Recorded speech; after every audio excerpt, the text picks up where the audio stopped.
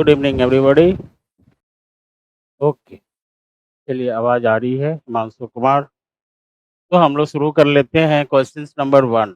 सभी द्वीपों के साथ भारत का कुल समुद्री सीमा निम्नलिखित में से कौन सा है? आपके ऑप्शन ए बी सी दिया हुआ है, डी ई सब दिया हुआ है, बट इसमें जो ऑप्शन होगा इसके आधार पर तो ये सही उत्तर होगा 7516.6 किलोमीटर।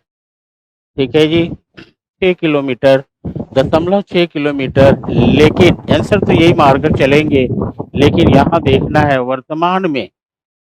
वर्तमान में एडवांस टेक्नोलॉजी के द्वारा इसका इसका सही उत्तर आपके क्या होंगे? तो 11,089.81 किलोमीटर।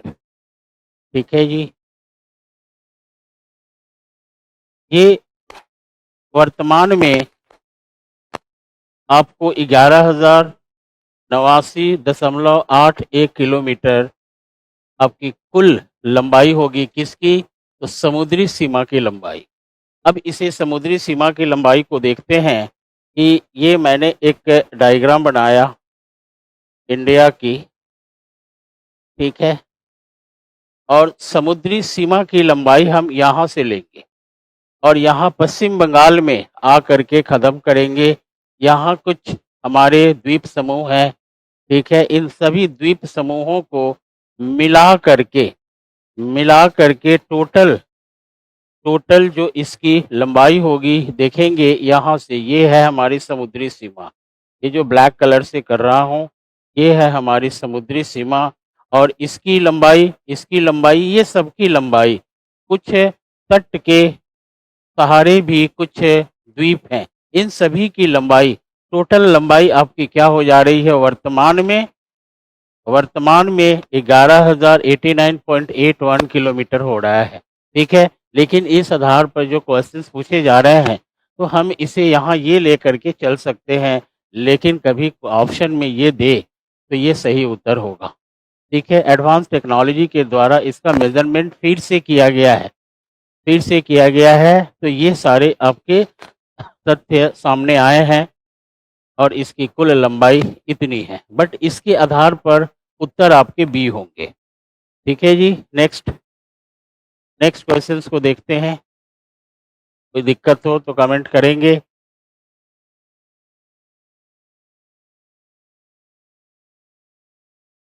ठीक है जी, शुरू कर लेते हैं। नेक्स्ट, जनवरी माह में भारत में 20 डिग्री सेंटीग्रेड की तापमान रेखा का विस्तार माना जाता है। ठीक है,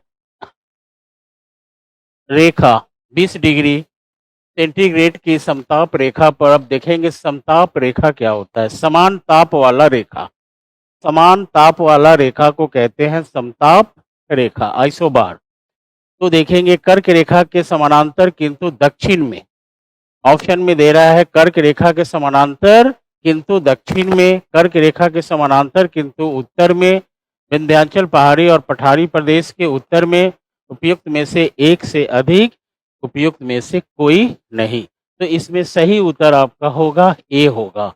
सही उत्तर ए होगा। कैसे होगा देखते हैं। बात हो रही है जनवरी माह की बात हो रही है। तो यहाँ देखेंगे, फिर मैं एक यहाँ डायग्राम बनाया, एक देख लेंगे। और कर्क रेखा आप देखेंगे, कर्क रेखा भारत के बीचों बीच गुजरता है 23.5 डिग्री। आपके उत्तरी अक्षांश क्या है? तो ये कर्क रेखा है, ये होगा आपका कर्क रेखा। ठीक है, तो पूछा जा रहा है जनवरी माह में भारत में 20 डिग्री तापमान किधर होगा? कर्क रेखा के दक्षिण में होगा, यानी कि इधर आपके समानांतर रेखा दर्शाएगा कितने डिग्री? 10 degree centigrade. कब? जनवरी माह में। और जनवरी माह में आप देखेंगे कर्क रेखा के उत्तरी भाग में तापमान काफी कम होता है। जनवरी माह में कर्क रेखा से उत्तरी भाग में तापमान काफी कम होता है, यानी कि यहाँ का तापमान आपके 5 डिग्री पहुंच जाएगा, 10 डिग्री, 15 डिग्री। ठीक है, ऐसे तापमान होता है। तो समानांतर तापमान आपके कर्क रेखा के उत्तरी भाग में नहीं होगा। कहाँ होगा? तो आपके दक्षिणी भाग में, तो समानांतर किंतु दक्षिण में, तो कर्क रेखा के समानांतर किंतु दक्षिण में, ये आपका सही उत्तर होगा। उत्तर आपके ए होंगे। ठीक है जी। ये आपके कर्क रेखा के समांतर किंतु उत्तर में नहीं होगा, विंध्याचल पहाड़ी और पठारी प्रदेश में भी नहीं होगा। ठीक है, आपके उत्तर क्या होंगे? ए होंगे। ठीक है जी, ए होंगे। नेक्स्ट क्वेश्चंस को देखते हैं। भारत के किस भाग में हिमालय दक्षिण पश्चिम से उत्तर पश्चिम दिशा की ओर फैली है? ठीक है, कहाँ फैली है? वो राज्यों का नाम दिया गया है त्रिपुरा, मेघालय और अरुणाचल। तो पहली बात कि त्रिपुरा और मेघालय में हिमालय, हिमालय तो है ही नहीं। ठीक है, वहाँ पूर्वांचल है, हिमालय का पार्ट है, लेकिन उसे पूर्वांचल के नाम से जाना जाता है। North east hills, north east hills के नाम से जाना जाता है। तो उत्तर आपका क्या होगा? आपके अरुणाचल प्रदेश होगा। तो देखेंगे हिमालय, हिमालय आपकी ये है, ये हिमालय। ठीक है, और ये हिमालय को मैं यहाँ दिखाया आपको, ये एक, ये आपका दूसरा, और ये दिखाया मैं आपको तीसरा। ये होगा ट्रांस हिमालय, ये बृहद हिमालय, ये लघु हिमालय, ये शिवालिक हिमालय। इसे कहेंगे हम ट्रांस हिमालय। ये हो गया आपके ट्रांस हिमालय। ठीक है, ये होगा आपके ग्रेटर हिमालय, बृहद। ठीक है जी, ग्रेटर हिमालय, ये होगा ग्रेटर हिमालय। ये होगा आपके लघु हिमालय, यानी लेजर, लेजर और मिडिल हिमालय, मिडिल हिमालय। लघु और मध्य हिमालय के नाम से जाना जाता है। और ये होगा आपके शिवालिक, ये होगा शिवालिक हिमालय। तो आप देखेंगे कि इसका विस्तार अरुणाचल प्रदेश में इस तरह से है। आप देख पा रहे हैं कि इसका विस्तार अरुणाचल प्रदेश में कैसे है? इस तरफ से। ठीक है, तो दक्षिण पश्चिम, ये हो गया आपके दक्षिण पश्चिम, यानी कि साउथ वेस्ट हो गया। और उत्तर पश्चिम आपके क्या हो जाएंगे? ये हो जाएंगे नॉर्थ वेस्ट हो जाएंगे। तो ये है कहाँ आपके? तो अरुणाचल प्रदेश में है। इसका सही उत्तर क्या होगा? आपके अरुणाचल प्रदेश होगा। सही उत्तर आपके सी होंगे। ठीक है जी, नेक्स्ट क्वेश्चन आते हैं। दक्षिण भारत की नदियां के संबंध में निम्नलिखित में से कौन सा कथन सही है? कौन सा कथन सही है? तो नर्मदा नदी के बारे में पूछी जा रही है। दक्षिण भारत की नदियों में नर्मदा नदी सतपुरा श्रेणी के दक्षिण में बह रही है। ठीक है, नर्मदा नदी सतपुरा श्रेणी के दक्षिण में बह रही है। तो ये क्या है? बिल्कुल आपके गलत होंगे।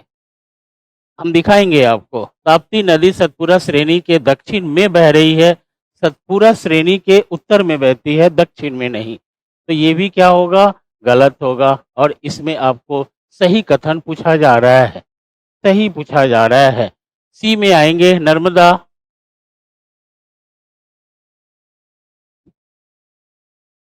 नर्मदा नदी सतपुरा श्रेणी के, सतपुरा श्रेणी के दक्षिण में बह रही है, नहीं होगा। ताप्ती नदी सतपुरा श्रेणी के, सतपुरा श्रेणी के दक्षिण में बह रही है, ये भी नहीं होगा। नर्मदा विंध्य और सतपुरा पर्वतमाला के बीच से गुजर रही है। ठीक है, तो यहाँ एक डायग्राम के माध्यम से समझेंगे तो बिल्कुल समझ में आ जाएगा। ये एक पर्वत श्रेणी है और यहाँ भी एक पर्वत श्रेणी दिखाया गया। ठीक है, और ठीक इसके नीचे भी एक पर्वत श्रेणी है। अब दो नदी की बात यहाँ हम लोग करेंगे, एक ताप्ती नदी, एक नर्मदा नदी। ताप्ती नदी और नर्मदा नदी की बात करेंगे तो यहाँ से एक नदी निकलती है और ये हमारी हो जाएगी नर्मदा नदी। ठीक है जी, ये होगी नर्मदा नदी। और ये श्रेणी जो है विंध्याचल पर्वत है, ये विंध्याचल, विंध्याचल पर्वत श्रेणी है। ये जो होगी आपके सतपुरा होगा, ये सतपुरा पर्वत श्रेणी होगा, सतपुरा श्रेणी। ठीक है जी, और ये होगा अजंता, अजंता, अजंता श्रेणी, ये होगा अजंता श्रेणी। अब देखेंगे सतपुरा पर्वत श्रेणी से एक और नदी निकलती है और ये नदी होगी आपकी ताप्ती नदी। ठीक है जी, ये होगी ताप्ती नदी। ये नर्मदा नदी, ताप्ती नदी। तो देखते हैं कि नर्मदा नदी सतपुरा श्रेणी के दक्षिण में बहती है। सतपुरा ये है, तो इसके दक्षिण में कौन बह रही है? आपकी ताप्ती नदी। तो ये क्या है? नहीं होगा, नहीं होगा। ताप्ती नदी सतपुरा श्रेणी के दक्षिण में बह रही है। ये है आपके सतपुरा श्रेणी। तो सतपुरा श्रेणी, ताप्ती की बात हो रही है, ये देखेंगे ताप्ती है। तो ताप्ती नदी, ये होगी ताप्ती नदी। ताप्ती नदी सतपुरा, ये हो गया सतपुरा, सतपुरा श्रेणी के दक्षिण में बह रही है। तो ये क्या होगा? सही होगा। सॉरी, यहाँ आपको आंसर में क्या दिखाया गया है? ये वाली आपकी सही उत्तर होगा, ये आपके सही होगा। ताप्ती, यहाँ से फिर से देखेंगे कि ताप्ती, ये ताप्ती है। ताप्ती नदी सतपुरा, सतपुरा के दक्षिण में बह रही है। तो सतपुरा हिमालय पर्वत श्रेणी, सॉरी, सतपुरा पर्वत श्रेणी के दक्षिण में बह रही है। तो ये सही होगा। नर्मदा, ये नर्मदा की बात हो रही है। नर्मदा विंध्य और सतपुरा पर्वतमाला के बीच से गुजर रही है। तो ये भी सही होगा, ये भी सही होगा। अर्थात उपयुक्त में से एक से अधिक सही उत्तर होगा, यानी कि डी आपके सही उत्तर होंगे। बी भी सही है और सी भी सही है। तो करेक्ट आंसर इसके क्या होंगे? डी होंगे, उपयुक्त में से एक से अधिक, उपयुक्त में से एक से अधिक। कोई दिक्कत? इसका उत्तर क्या डी हो रहा है, क्योंकि ये दोनों ही राइट हैं। यहाँ मैंने पर्वत श्रेणी को दिखाया है, एक विंध्याचल है, दूसरा सतपुरा है और तीसरा अजंता है। तो सतपुरा और अजंता के मध्य से ताप्ती बहती है और विंध्याचल और सतपुरा के मध्य से नर्मदा नदी बहती है। जो लिखा हुआ है सामने यहाँ है, आप भी इसका आंसर सही कर सकते हैं। ठीक है जी, तो इसका सही उत्तर होगा डी। नेक्स्ट क्वेश्चंस को देखते हैं। चिलेपला दर्रा कहाँ पर स्थित है? चिलेपला दर्रा कहाँ पर स्थित है? ठीक है, तो ये दर्रा की बात हो रही है, दर्रा की बात हो रही है और चिलेपला दर्रा की बात हो रही है। तो हम लोग यहाँ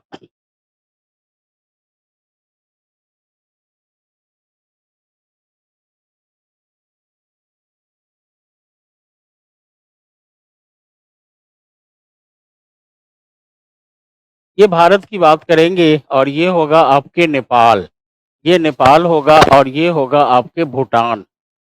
ठीक है जी, और ये आपके अरुणाचल प्रदेश। ठीक है, अरुणाचल प्रदेश, ये भूटान और ये वाला जो पार्ट होगा, ये वाला पार्ट होगा, ये होगा आपके सिक्किम। ठीक है जी, ये होगा सिक्किम और सिक्किम में ही आपके क्या है? जिलेपला दर्रा है, जिलेपला दर्रा है। तो ये जिलेपला दर्रा कहाँ होगा? तो ये जिलेपला दर्रा यहाँ बना हुआ है, ये है जिलेपला दर्रा। इसका नाम क्या है? जिलेपला। ठीक है जी, जिलेपला, जिलेपला दर्रा। एक दर्रा आपको यहाँ मिलेगा इस साइड में। ठीक है, सिक्किम में दो महत्वपूर्ण दर्रा है और इस दर्रा का नाम होगा नाथुला, नाथुला। अब आप देख सकते हैं, दोनों दर्रा मैंने दिखा दिया सिक्किम में कौन कौन सी है। तो एक जिलेपला दर्रा है और दूसरा नाथुला दर्रा है। क्वेश्चन पूछा जा रहा है जिलेपला दर्रा कहाँ पर स्थित है? A B C D E आपके ऑप्शन दिए हुए हैं। उत्तरी पूर्वी सीमा, उत्तरी पूर्वी सीमा, एक है उत्तरी पश्चिमी सीमा और दूसरा है पश्चिमी सीमा। अब देखेंगे कि उत्तरी, ये देखेंगे ये सही उत्तर होगा। उत्तरी पूर्वी सीमा पे है, उत्तर और पूरब की ओर क्या है? जिलेपला है। ठीक है, उत्तर और पश्चिम की ओर, उत्तर और पश्चिम की ओर, उत्तर और पश्चिम की ओर क्या है? आपके नाथुला है। तो उत्तर आपके क्या होंगे? जिलेपला पूछ रहा है, तो जिलेपला आपका क्या होगा? उत्तर पूर्वी सीमा पर, यानी कि ए आंसर राइट है। यहाँ जिलेपला की जगह पर यदि नाथुला देता तो उत्तर क्या होता? उत्तर पूर्वी, सॉरी, उत्तर पश्चिमी सीमा, उत्तर पश्चिमी सीमा में क्या है? नाथुला है। ठीक है, लेकिन पूछ क्या रहा है? जिलेपला, तो जिलेपला किधर है? आपके स्पष्ट समझ में आ रहा होगा। ठीक है जी, कोई दिक्कत? हाँ, सतपुरा के अमरकंटक से निकलती है, वहीं से सोन भी निकलती है। अमरकंटक मध्य प्रदेश में है विंध्याचल पर्वत श्रेणी की सबसे ऊंची चोटी है? रविंद्र कुमार। ठीक है जी। अब हम लोग कहाँ आ गए? जेलेपला। तो जेलेपला का उत्तर क्या होगा? आपके उत्तर पूर्वी सीमा। दर्रा क्या होता है? कि पहाड़ों को काटकर बनाई गई मार्ग, आने जाने का मार्ग, उसी को कहा जाता है दर्रा। पर्वतीय क्षेत्र में ही दर्रा का निर्माण किया जाता है, पर्वतीय क्षेत्र में ही। ये सभी के सभी हिमालय पर्वतीय क्षेत्र हैं। यही मैक्सिमम आपको क्या मिलेगा? दर्रा मिलेगा। जहाँ पर्वत होगा वहीं पे दर्रा का निर्माण किया जाता है। पर्वत को काटकर आर पार जाने के लिए मार्ग बनाई जाती है, उसी को दर्रा कहा जाता है और इसे इंग्लिश में पास कहा जाता है। इसे इंग्लिश में पास कहा जाता है। किसको? तो दर्रा को। ठीक है जी। नेक्स्ट क्वेश्चन देखते हैं। 6 नंबर।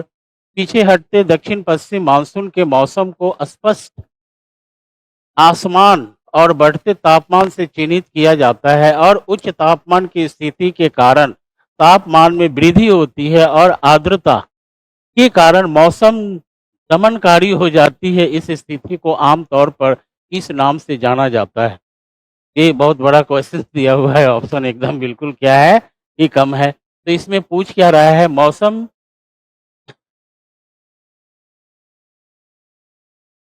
यहाँ देखेंगे पूछ रहा है कि आर्द्रता के कारण मौसम दमनकारी हो जाता है।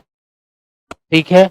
और दक्षिणी पश्चिमी, यानी यहाँ पूछ रहा है पीछे हटते दक्षिणी पश्चिमी मानसून के मौसम को स्पष्ट, असमान और बढ़ते तापमान से चिन्हित किया जाता है। ठीक है। तो जब मौसम यानी कि हमारी मानसून जब लौटती है, तो मानसून जब लौटती है तो सूर्य का लंबवत, समझेंगे, सूर्य का लंबवत किधर होने लगता है?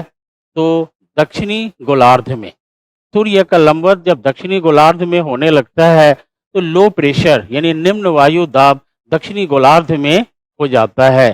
तब उत्तरी गोलार्ध से पवन दक्षिणी गोलार्ध की ओर प्रवाहित होने लगती है।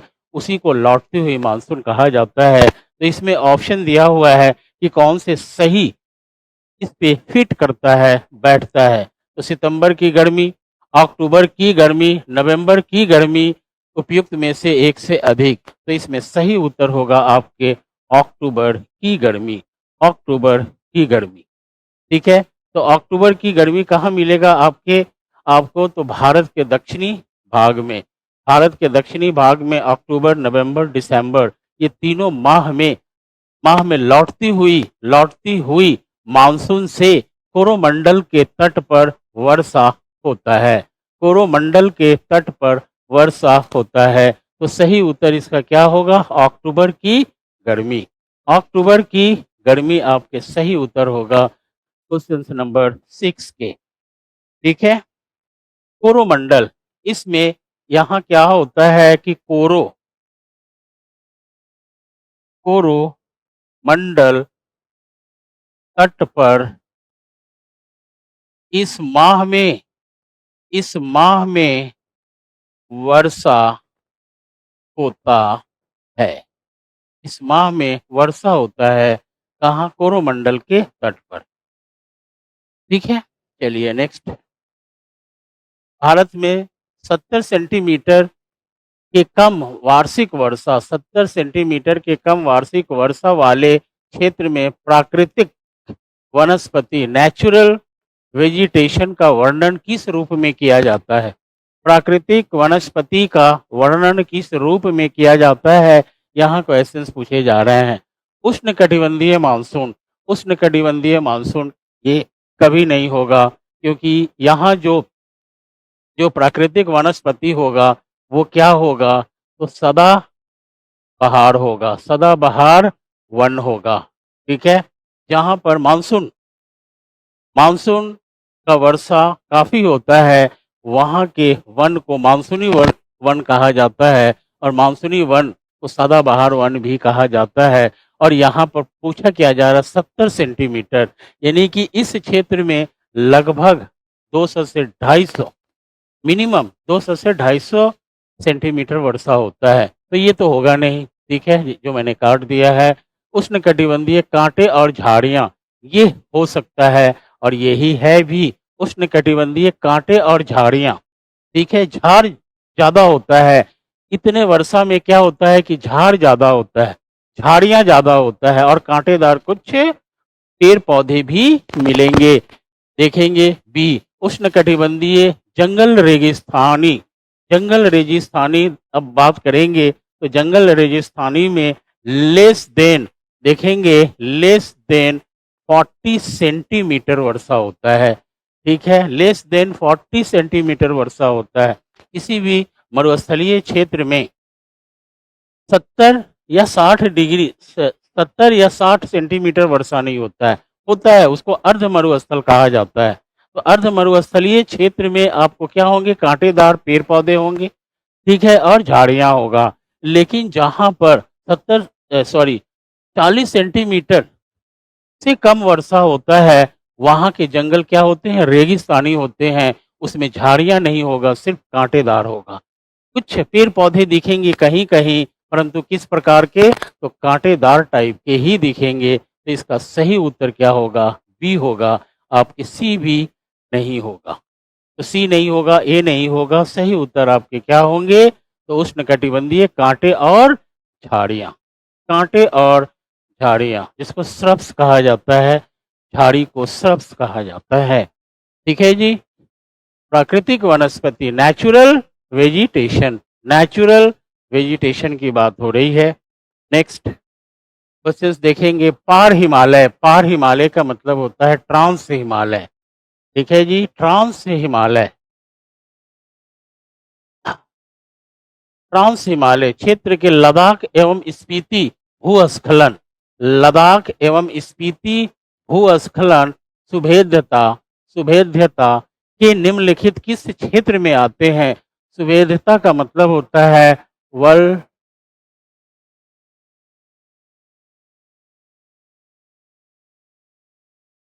ठीक है, इसका इंग्लिश होता है वर्नर एबिलिटी, वर्नर एबिलिटी, सुभेद्यता के निम्नलिखित किस क्षेत्र में आते हैं, ठीक है, लद्दाख एवं स्पीति की बात हो रही है, तो किस क्षेत्र में आएंगे, तो ये अत्यधिक सुभेद्यता नहीं होता है, कहाँ, ट्रांस में। अत्यधिक कहाँ होगा आपके, तो महान हिमालय में होगा, ठीक है, तो ये भी क्या है कि नहीं होगा इसके अनुसार, क्योंकि पूछा जा रहा है लद्दाख और स्पीति, और लद्दाख आपके कहाँ मिलेंगे, लद्दाख आपके ट्रांस हिमालय में मिलेगा, स्पीति आपको कहाँ मिलेगा, तो शिवालिक में मिलेगा, ठीक है। स्पीति आपको मध्य हिमालय में, सॉरी, मध्य हिमालय में स्पीति मिलेगा, ठीक है। तो लद्दाख और स्पीति भूस्खलन, भूस्खलन मतलब लैंडस्लाइड, सब इसमें से क्या होगा, मध्यम एवं कम सुभेद्यता वाला होगा, ना ही अत्यधिक होगा और ना ही अधिक होगा, क्या होगा, मध्यम होगा और कम होगा। तो इसका सही उत्तर आपके क्या होंगे, सी होंगे, ठीक है। लैंडस्लाइड, इसको नेचुरल डिजास्टर कहा जाता है, नेचुरल डिजास्टर सबसे अधिक आपके कहाँ होंगे, तो महान हिमालय में होंगे सबसे अधिक, उससे थोड़ा थोड़ा कम कहाँ होगा, तो मध्य हिमालय में होगा, जिसे लेजर हिमालय, मिडल हिमालय कहा जाता है, ठीक है, कम होगा। लेकिन ट्रांस हिमालय, ट्रांस हिमालय में सबसे कम होता है, ठीक है, क्योंकि महान हिमालय की हाइट ट्रांस हिमालय से काफ़ी ज़्यादा है और वो बिल्कुल खड़ी है, खड़ी है, उसकी ढाल जो है बिल्कुल तीव्र है, तो तीव्रता के कारण वहाँ लैंडस्लाइड यानी कि भूस्खलन के चांसेस ज़्यादा होती है, ठीक है। तो सही उत्तर आपके क्या होंगे, मध्य एवं कम सुभेद्यता क्षेत्र।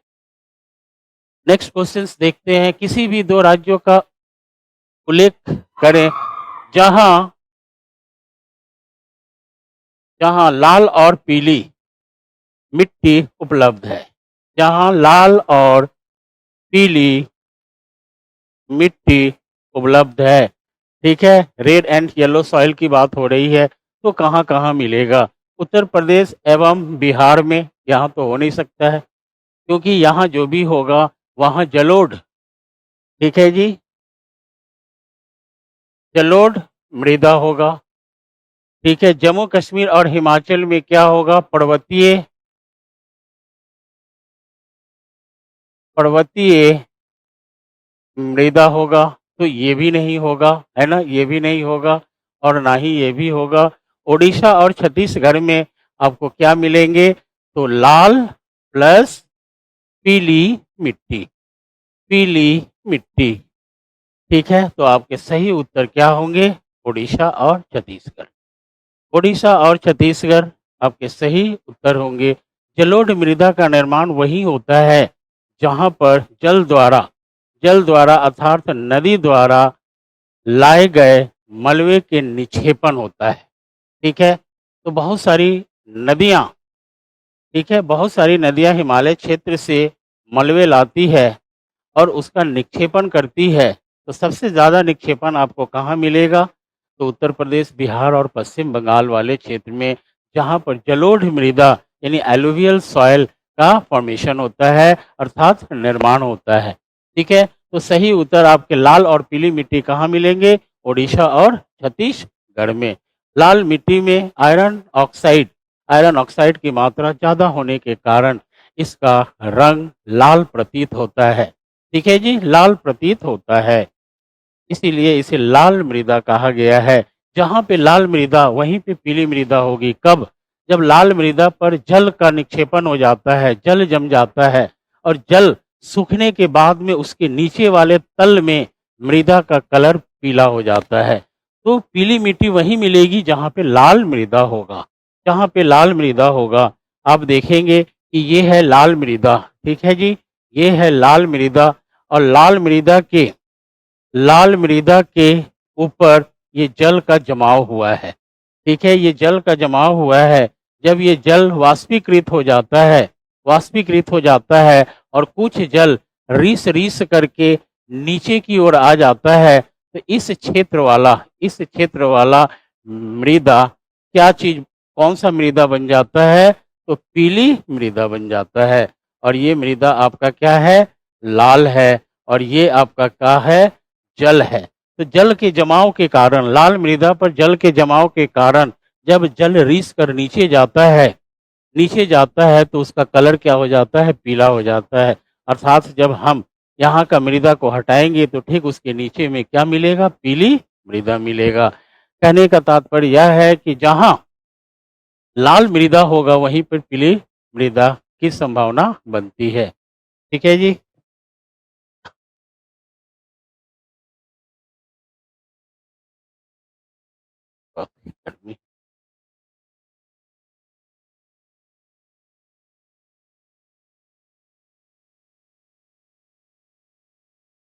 एनसीईआरटी 18 तारीख को शुरू हो रहा है।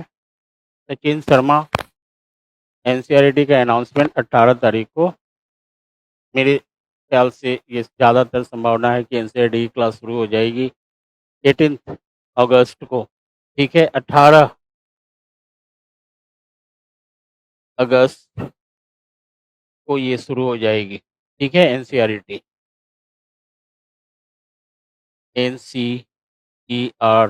की क्लासेस।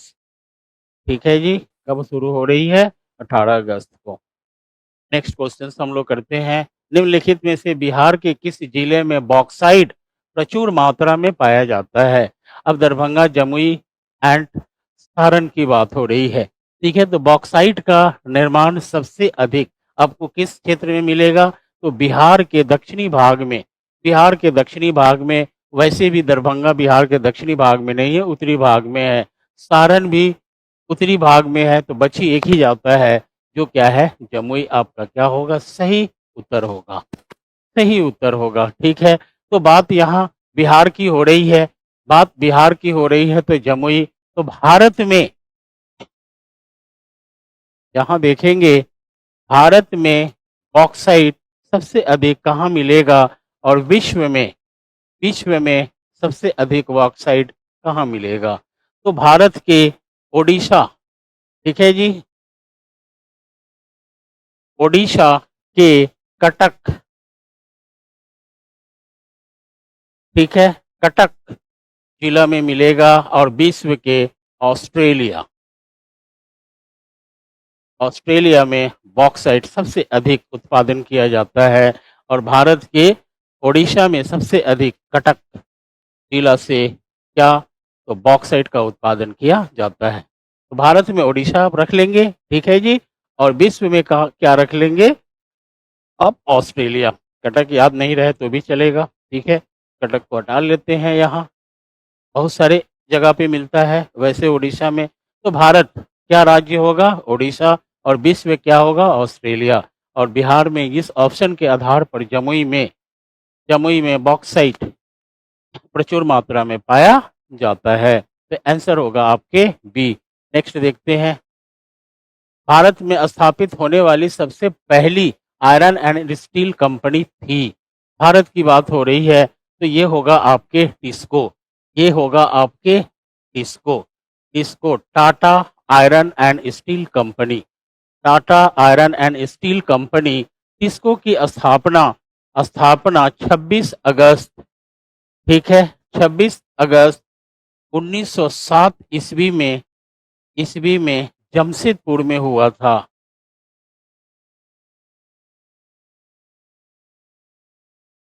जमशेदपुर के एक गांव है साकची, साकची नामक नामक गांव में, साकची नामक गांव में, ठीक है जी, गांव में जमशेद जी टाटा,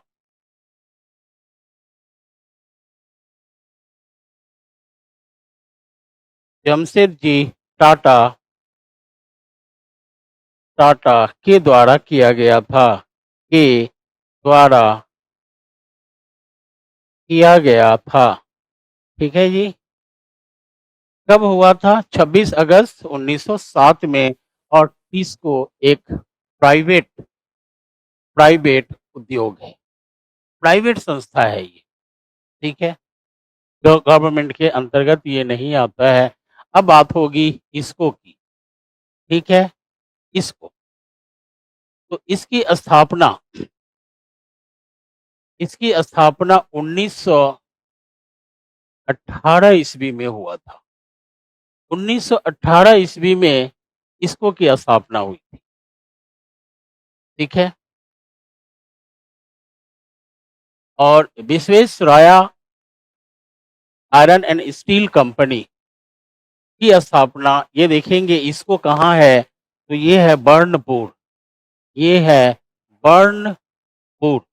बर्नपुर कहाँ है आपके? तो आसनसोल में है, आसनसोल में है। तो आसनसोल कहाँ है? तो पश्चिम बंगाल में, ठीक है। विश्वेश्वरैया विश्वेश्वरैया इसकी स्थापना 1923 ईस्वी में हुई थी, 1923 ईस्वी में हुई थी। और ये है मैसूर में, ठीक है, मैसूर। मैसूर कहाँ होगा आपके? तो कर्नाटका, कर्नाटका में है, ठीक है। ये दोनों के दोनों कंपनी किसके अंतर्गत आता है? तो सेल के अंतर्गत आता है, ठीक है, सेल के अंतर्गत आता है, steel and iron limited, steel authority and iron, यही कुछ है, सेल, सेल के अंतर्गत आता है ये दोनों। बट ये क्या है? प्राइवेट है। सेल एक क्या है? गवर्नमेंट संस्था है, ये एक गवर्नमेंट संस्था है।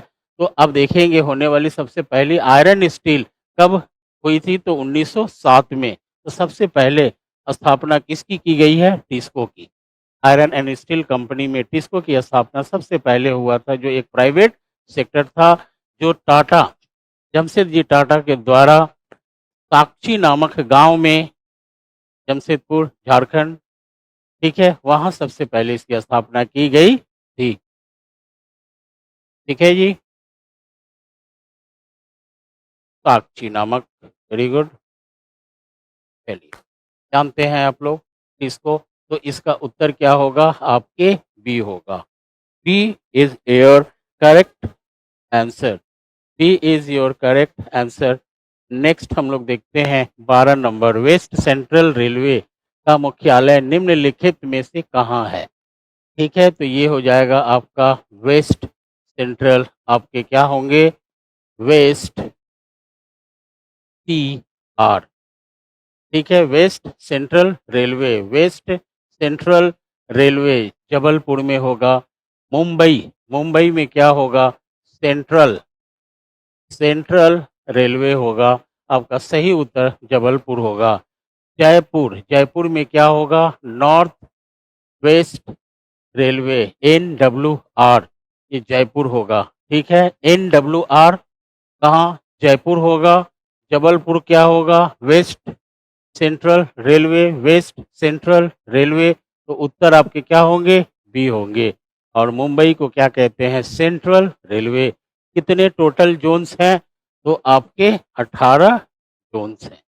18 जोन्स हैं, जो 3 जोन्स को यहाँ दिखाया गया है। ठीक है, सही उत्तर आपके क्या होंगे? बी होंगे। ठीक है जी। नेक्स्ट क्वेश्चंस देखते हैं। भारतीय विमानपत्तन प्राधिकरण AAI का गठन में हुआ था। ठीक है, तो ये कब हुआ था? तो अप्रैल 1995 में, 1 अप्रैल 1995 को AAI, ठीक है, AAI क्या होता है?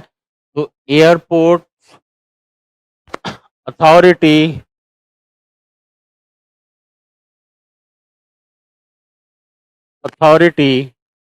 एयरपोर्ट अथॉरिटी ऑफ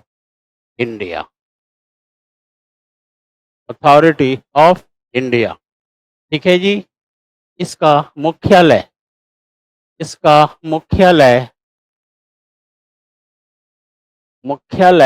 नई दिल्ली में है।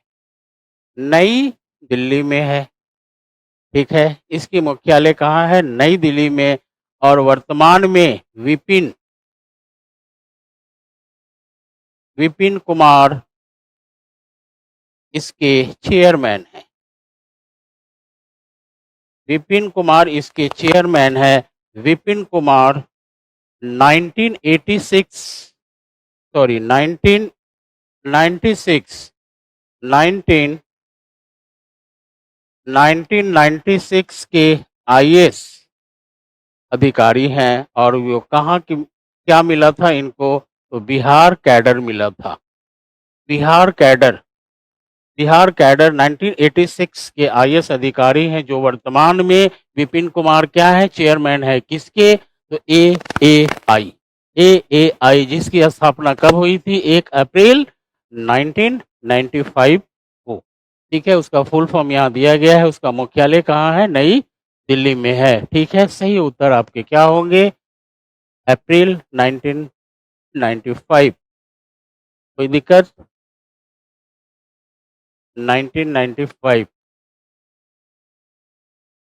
ठीक है जी, आगे बढ़ते हैं। नेक्स्ट क्वेश्चन देखते हैं। खरीफ फसल का उदाहरण कौन सा है? खरीफ, बात हो रही है खरीफ फसल। खरीफ फसल में जल की उपलब्धता ज्यादा होती है। ठीक है, जल वाला फल, जिसमें जल की मात्रा ज्यादा होनी चाहिए, उसे ही खरीफ बोलेंगे। तो 3 प्रकार के फसलें होते हैं। एक होता है खरीफ फसल। ठीक है जी, खरीफ फसल। दूसरा होगा राबी फसल। ठीक है, राबी नहीं, रबी फसल होगा। रबी फसल। और होगा जायद फसल। ठीक है जी, अब देखते हैं कि ये दोनों के दोनों, गेहूं और मटर और मक्का दिया हुआ है। तो ये मटर और ये सब क्या है? तो आपके रबी फसल है। रबी फसल में आता है। ठीक है, इसमें कम जल की आवश्यकता पड़ता है। लेकिन मक्का आपके क्या हो जाएगा? तो खरीफ फसल हो जाएगा। खरीफ फसल हो जाएगा। ठीक है, तो ये इसका आंसर क्या होगा? मक्का। अब मक्का को देखेंगे कि ये खरीफ और रबी रबी दोनों प्रकार के फसलें, ये ध्यान रखना है। ये खरीफ भी है, रबी भी है। रबी का मतलब कि कल कम जल, यानी कि सर्दियों में बोई जाने वाली फसल। ठीक है, तो इसे सर्दी में भी बोई जाती है और गर्मियों में भी बोई जाती है। गर्मी में क्या है कि वर्षा काल में ज्यादा जल वर्षा से मिल जाता है। ठीक है, तो मक्का लगा दी जाती है। लेकिन सर्दियों में भी सिंचाई से भी मक्का की उपज की जाती है। मक्का की खेती आपकी सर्दियों में भी की जाती है, ठंड के मौसम में भी की जाती है। तो किसकी सुविधा से? तो सिंचाई की सुविधा से। तो एक प्रकार से देखेंगे कि मक्का आपके खरीफ फसल और रबी फसल दोनों है। लेकिन ये दोनों गेहूँ और मटर पूर्ण रूप से क्या है? तो रबी फसल है। तो इसमें उत्तर क्या होगा आपके? मक्का होगा। ठीक है जी? मक्का इसका सही उत्तर होगा। नेक्स्ट क्वेश्चंस को देखते हैं। राष्ट्रीय जनसंख्या नीति 2000 का मुख्य उद्देश्य क्या था? ये सभी उद्देश्य जो हैं जनसंख्या से ही जुड़ा हुआ है।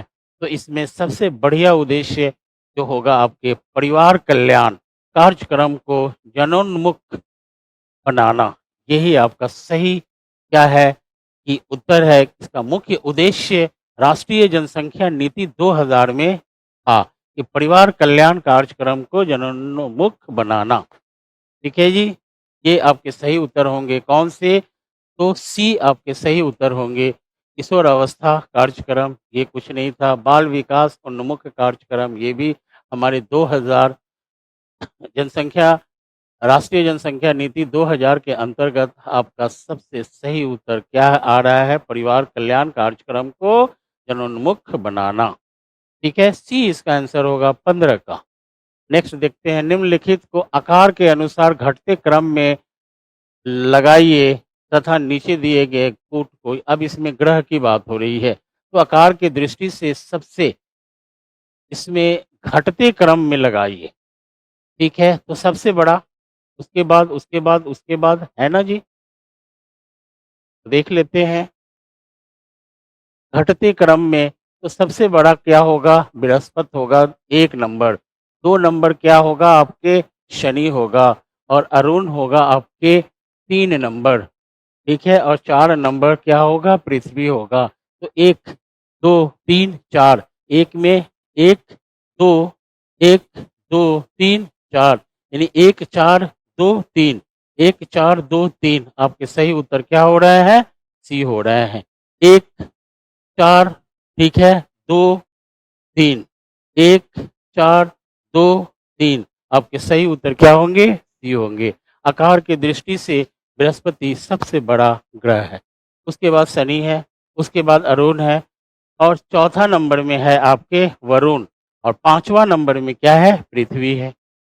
पांचवा नंबर में पृथ्वी है, छठा नंबर में शुक्र है, और सातवां नंबर में मंगल है, और सबसे छोटा बुध ग्रह है। ठीक है जी? तो सही उत्तर आपके क्या होंगे? सी होंगे। नेक्स्ट। शून्य अंश अक्षांश तथा शून्य अंश देशांतर अवस्थित है। शून्य अंश अक्षांश की बात हो रही है और देशांतर की बात हो रही है। तो देखेंगे कि ये है आपके शून्य शून्य अंश, यानी कि 0 डिग्री। 0 डिग्री, तो ये 0 डिग्री अक्षांश हो गया। ठीक है जी? ये 0 डिग्री क्या हो गया? अक्षांश हो गया। और इस 0 डिग्री अक्षांश को हम क्या कहेंगे? क्या कहेंगे? विषुवत रेखा। विषुवत रेखा। ठीक है, और ये हो गया आपके 0 डिग्री। ये हो गया 0 डिग्री यानी 0 डिग्री। तो 0 डिग्री ये क्या हो गया? तो देशांतर हो गया। ये हो गया देशांतर, और इसे हम क्या कहेंगे? जीएमटी। जीएमटी अर्थात प्रधान प्रधान यामयोतर। प्रधान यामयोतर, जिसे इंग्लिश में कहा जाएगा prime meridian. Prime meridian, Greenwich mean time. अब देखेंगे कि ये देशांतर और ये अक्षांश एक दूसरे को कहाँ काटती है, यही पूछ रहा है। शून्य अंश देशांतर अवस्थित है कौन से महासागर में? ठीक है, तो सही उत्तर होगा आपका अटलांटिक महासागर। अटलांटिक महासागर के देखेंगे, अटलांटिक महासागर के ये एक खाड़ी है। ये एक खाड़ी है, और इस खाड़ी का नाम है गिनी की खाड़ी। गिनी की खाड़ी। ये गिनी की खाड़ी कहाँ है? तो अटलांटिक महासागर में है। ठीक है, अफ्रीका के पश्चिमी भाग में स्थित है गिनी की खाड़ी। वही गिनी के खाड़ी में, यानी अटलांटिक महासागर में स्थित गिनी के खाड़ी में ये दोनों रेखाएं यानी देशांतर और अक्षांश एक दूसरे को क्या करती है, काटती है, एक दूसरे को काटती है। और यहाँ एक द्वीप है, यहाँ एक क्या है, द्वीप है, यहाँ एक द्वीप है। और उसी द्वीप से ये दोनों रेखाएं क्या है, गुजरती है। और इस द्वीप का नाम है नल, इस द्वीप का नाम है नल द्वीप, नल आइलैंड। यहाँ लिख देता हूँ नल द्वीप, इस द्वीप का नाम है नल द्वीप। ध्यान रखेंगे, एक पूछा गया, कितना चीज बताया गया। ठीक है, अटलांटिक महासागर के गिनी की खाड़ी में स्थित नल द्वीप से ये दोनों रेखाएं एक दूसरे को क्रॉस करती है। ठीक है, एटलस में इसे देख सकते हैं, मैं यहाँ वैसे भी दिखा रहा हूँ कि ये देशांतर है और ये अक्षांश है। तो किस महासागर में एक दूसरे को काटती है, तो अटलांटिक महासागर में। तो पूछ देगा किस खाड़ी में, किस खाड़ी में एक दूसरे को काट रही है, तो गिनी की खाड़ी में। अब वहां द्वीप भी दे देता है कि किस द्वीप से, तो ये हो जाएगा आपका नल द्वीप, द्वीप का नाम है नल, एक छोटा सा द्वीप है, उसी द्वीप से ये दोनों रेखाएं गुजरती है, काल्पनिक रेखा है। ठीक है जी, नेक्स्ट क्वेश्चन देखते हैं। परतदार चट्टान के विषय में दिए गए निम्नलिखित कथनों पर विचार कीजिए। पूछा जा रहा है परतदार, पूछा जा रहा है परतदार चट्टान। ये परतदार चट्टान क्या होता है, तो सेडिमेंट्री, ठीक है, सेडिमेंट्री रॉक्स होता है, सेडिमेंट्री रॉक, जिसे परतदार चट्टान के नाम से जाना जाता है। ठीक है, परतदार चट्टान को अवसादी चट्टान, अवसादी चट्टान भी कहा जाता है। ठीक है, परतदार चट्टान इसलिए कहा जाता है कि ये परत दर परत जमता है। ठीक है, लेयर्ड इसको बोलते हैं, layered, layered rock, layered rock इसे कहा जाता है। ठीक है, इसे अवसादी भी कहा जाता है, परतदार भी कहा जाता है, और इसे सेडिमेंट्री रॉक्स कहा जाता है। सेडिमेंटेशन से होता है, सेडिमेंटेशन। ठीक है, मलबे एक पर एक, एक पर एक, एक पर एक जमते जाते हैं, उसी को कहा जाता है। अब क्वेश्चन पूछ रहा है विषय में किए गए निम्नलिखित कथनों पर विचार कीजिए। परतदार चट्टानें पृथ्वी की सतह पर जलीय तंत्र द्वारा निर्मित होती है। बिल्कुल सही है, जलीय तंत्र, यानी कि देखेंगे इसको यहाँ दिखाया जा रहा है, ये एक प्राइमरी, प्राइमरी नहीं प्राथमिक चट्टान है, ये प्राथमिक चट्टान है। ठीक है, और यहाँ आपके जल है, ये क्या है, आपके जल है, ये जल है। और कोई नदी यहाँ से निकलती है और इसका अपरदन कर रही है, अपरदन करके ये मलबे को ला करके कहाँ जमा कर रही है, तो जल में। ठीक है, ये जल में जो जमा करती है इसी को कहा जाता है परतदार चट्टान। परतदार चट्टान कह लीजिए या इसे अवसादी चट्टान कह लीजिए, इसका जमाव कहाँ होता है, तो जल तंत्र में होता है, जल तंत्र में होता है। जब जल तंत्र में होगा तो जलीय जीव का अवशेष भी उसमें होंगे। ठीक है, और पेड़ पौधे यानी पादप के अवशेष भी होंगे, यानी कि अवशेष इसमें होता है, जीवाश्म भी होते हैं, यानी कि ये बिल्कुल सही है। परतदार, ये देखेंगे परतदार चट्टान पृथ्वी की सतह पर जलीय तंत्र द्वारा निर्मित होती है, एक सही है। परतदार चट्टानों के निर्माण में पूर्व विद्यमान चट्टानों का क्षरण सम्मिलित होता है। पहले इसका क्या होता है, क्षरण होता है, वेदरिंग होता है, और वेदरिंग के बाद में ये आ करके जमना शुरू हो जाता है परत दर परत। तो दो भी सही है।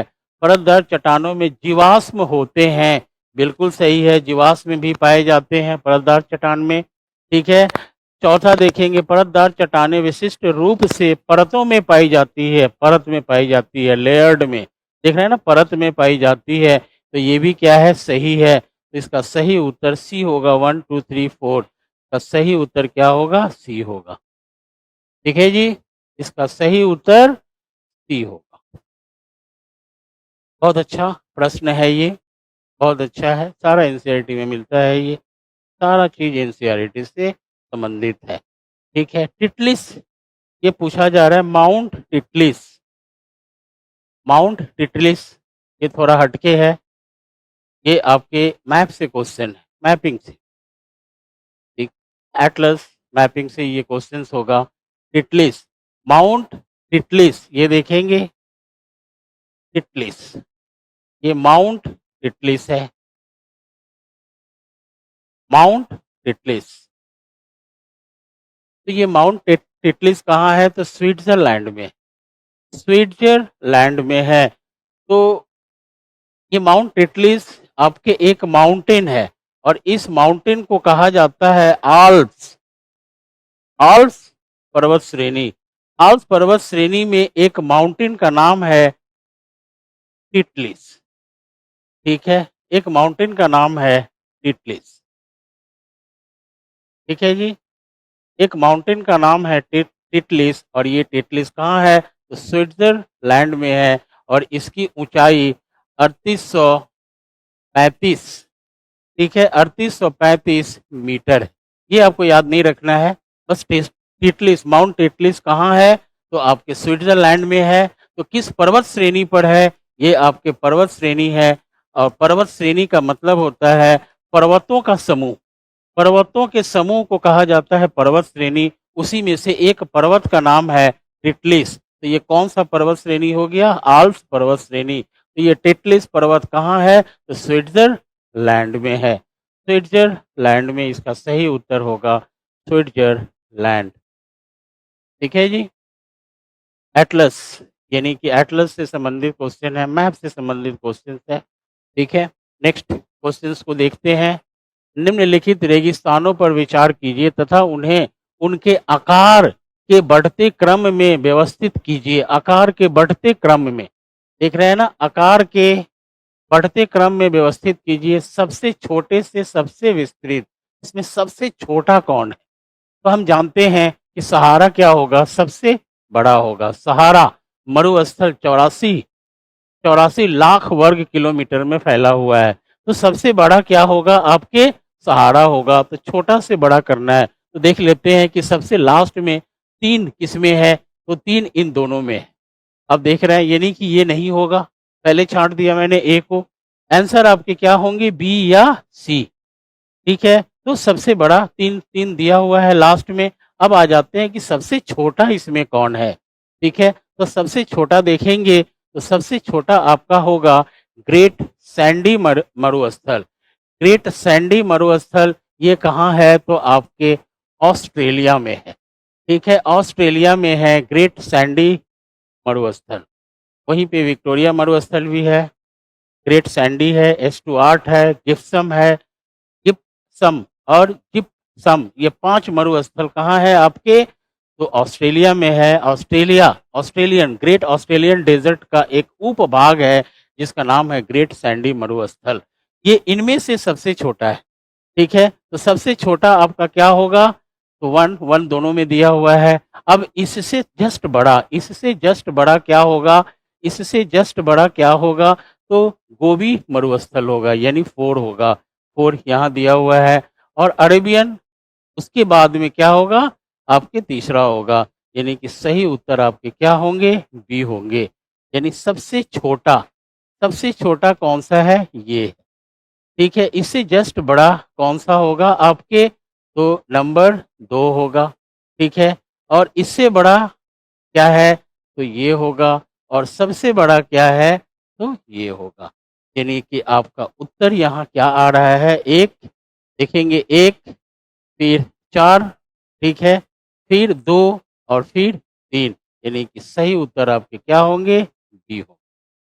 सही उत्तर आपके क्या होंगे? बी, ठीक है। इसमें सबसे बड़ा सहारा मरुस्थल है और इसमें सबसे छोटा ग्रेट सैंडी मरुस्थल है, जो कहाँ है? तो आपके ऑस्ट्रेलिया में। सहारा, सहारा मरुस्थल कहाँ है? तो अफ्रीका महाद्वीप में है, ठीक है। गोबी मरुस्थल कहाँ है? तो मंगोलिया में है। मंगोलिया, मंगोलिया प्लस चाइना कह सकते हैं कि चाइना का भी कुछ हिस्सा इसमें आता है। सबसे ज़्यादा कहाँ है आपके? तो मंगोलिया में।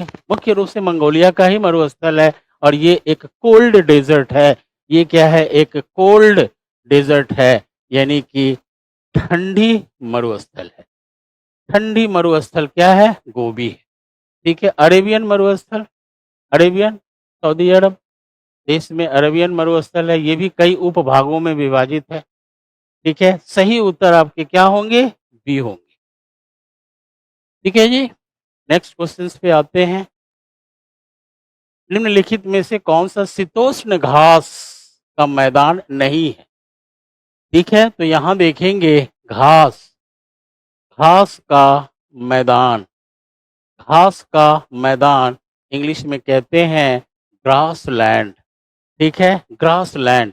अब ये दो प्रकार का होता है। ठीक है, दो प्रकार का होता है। एक होता है शीतोष्ण, शीतोष्ण घास का मैदान। ठीक है, और दूसरा होता है उष्ण, उष्ण कटिबंधीय,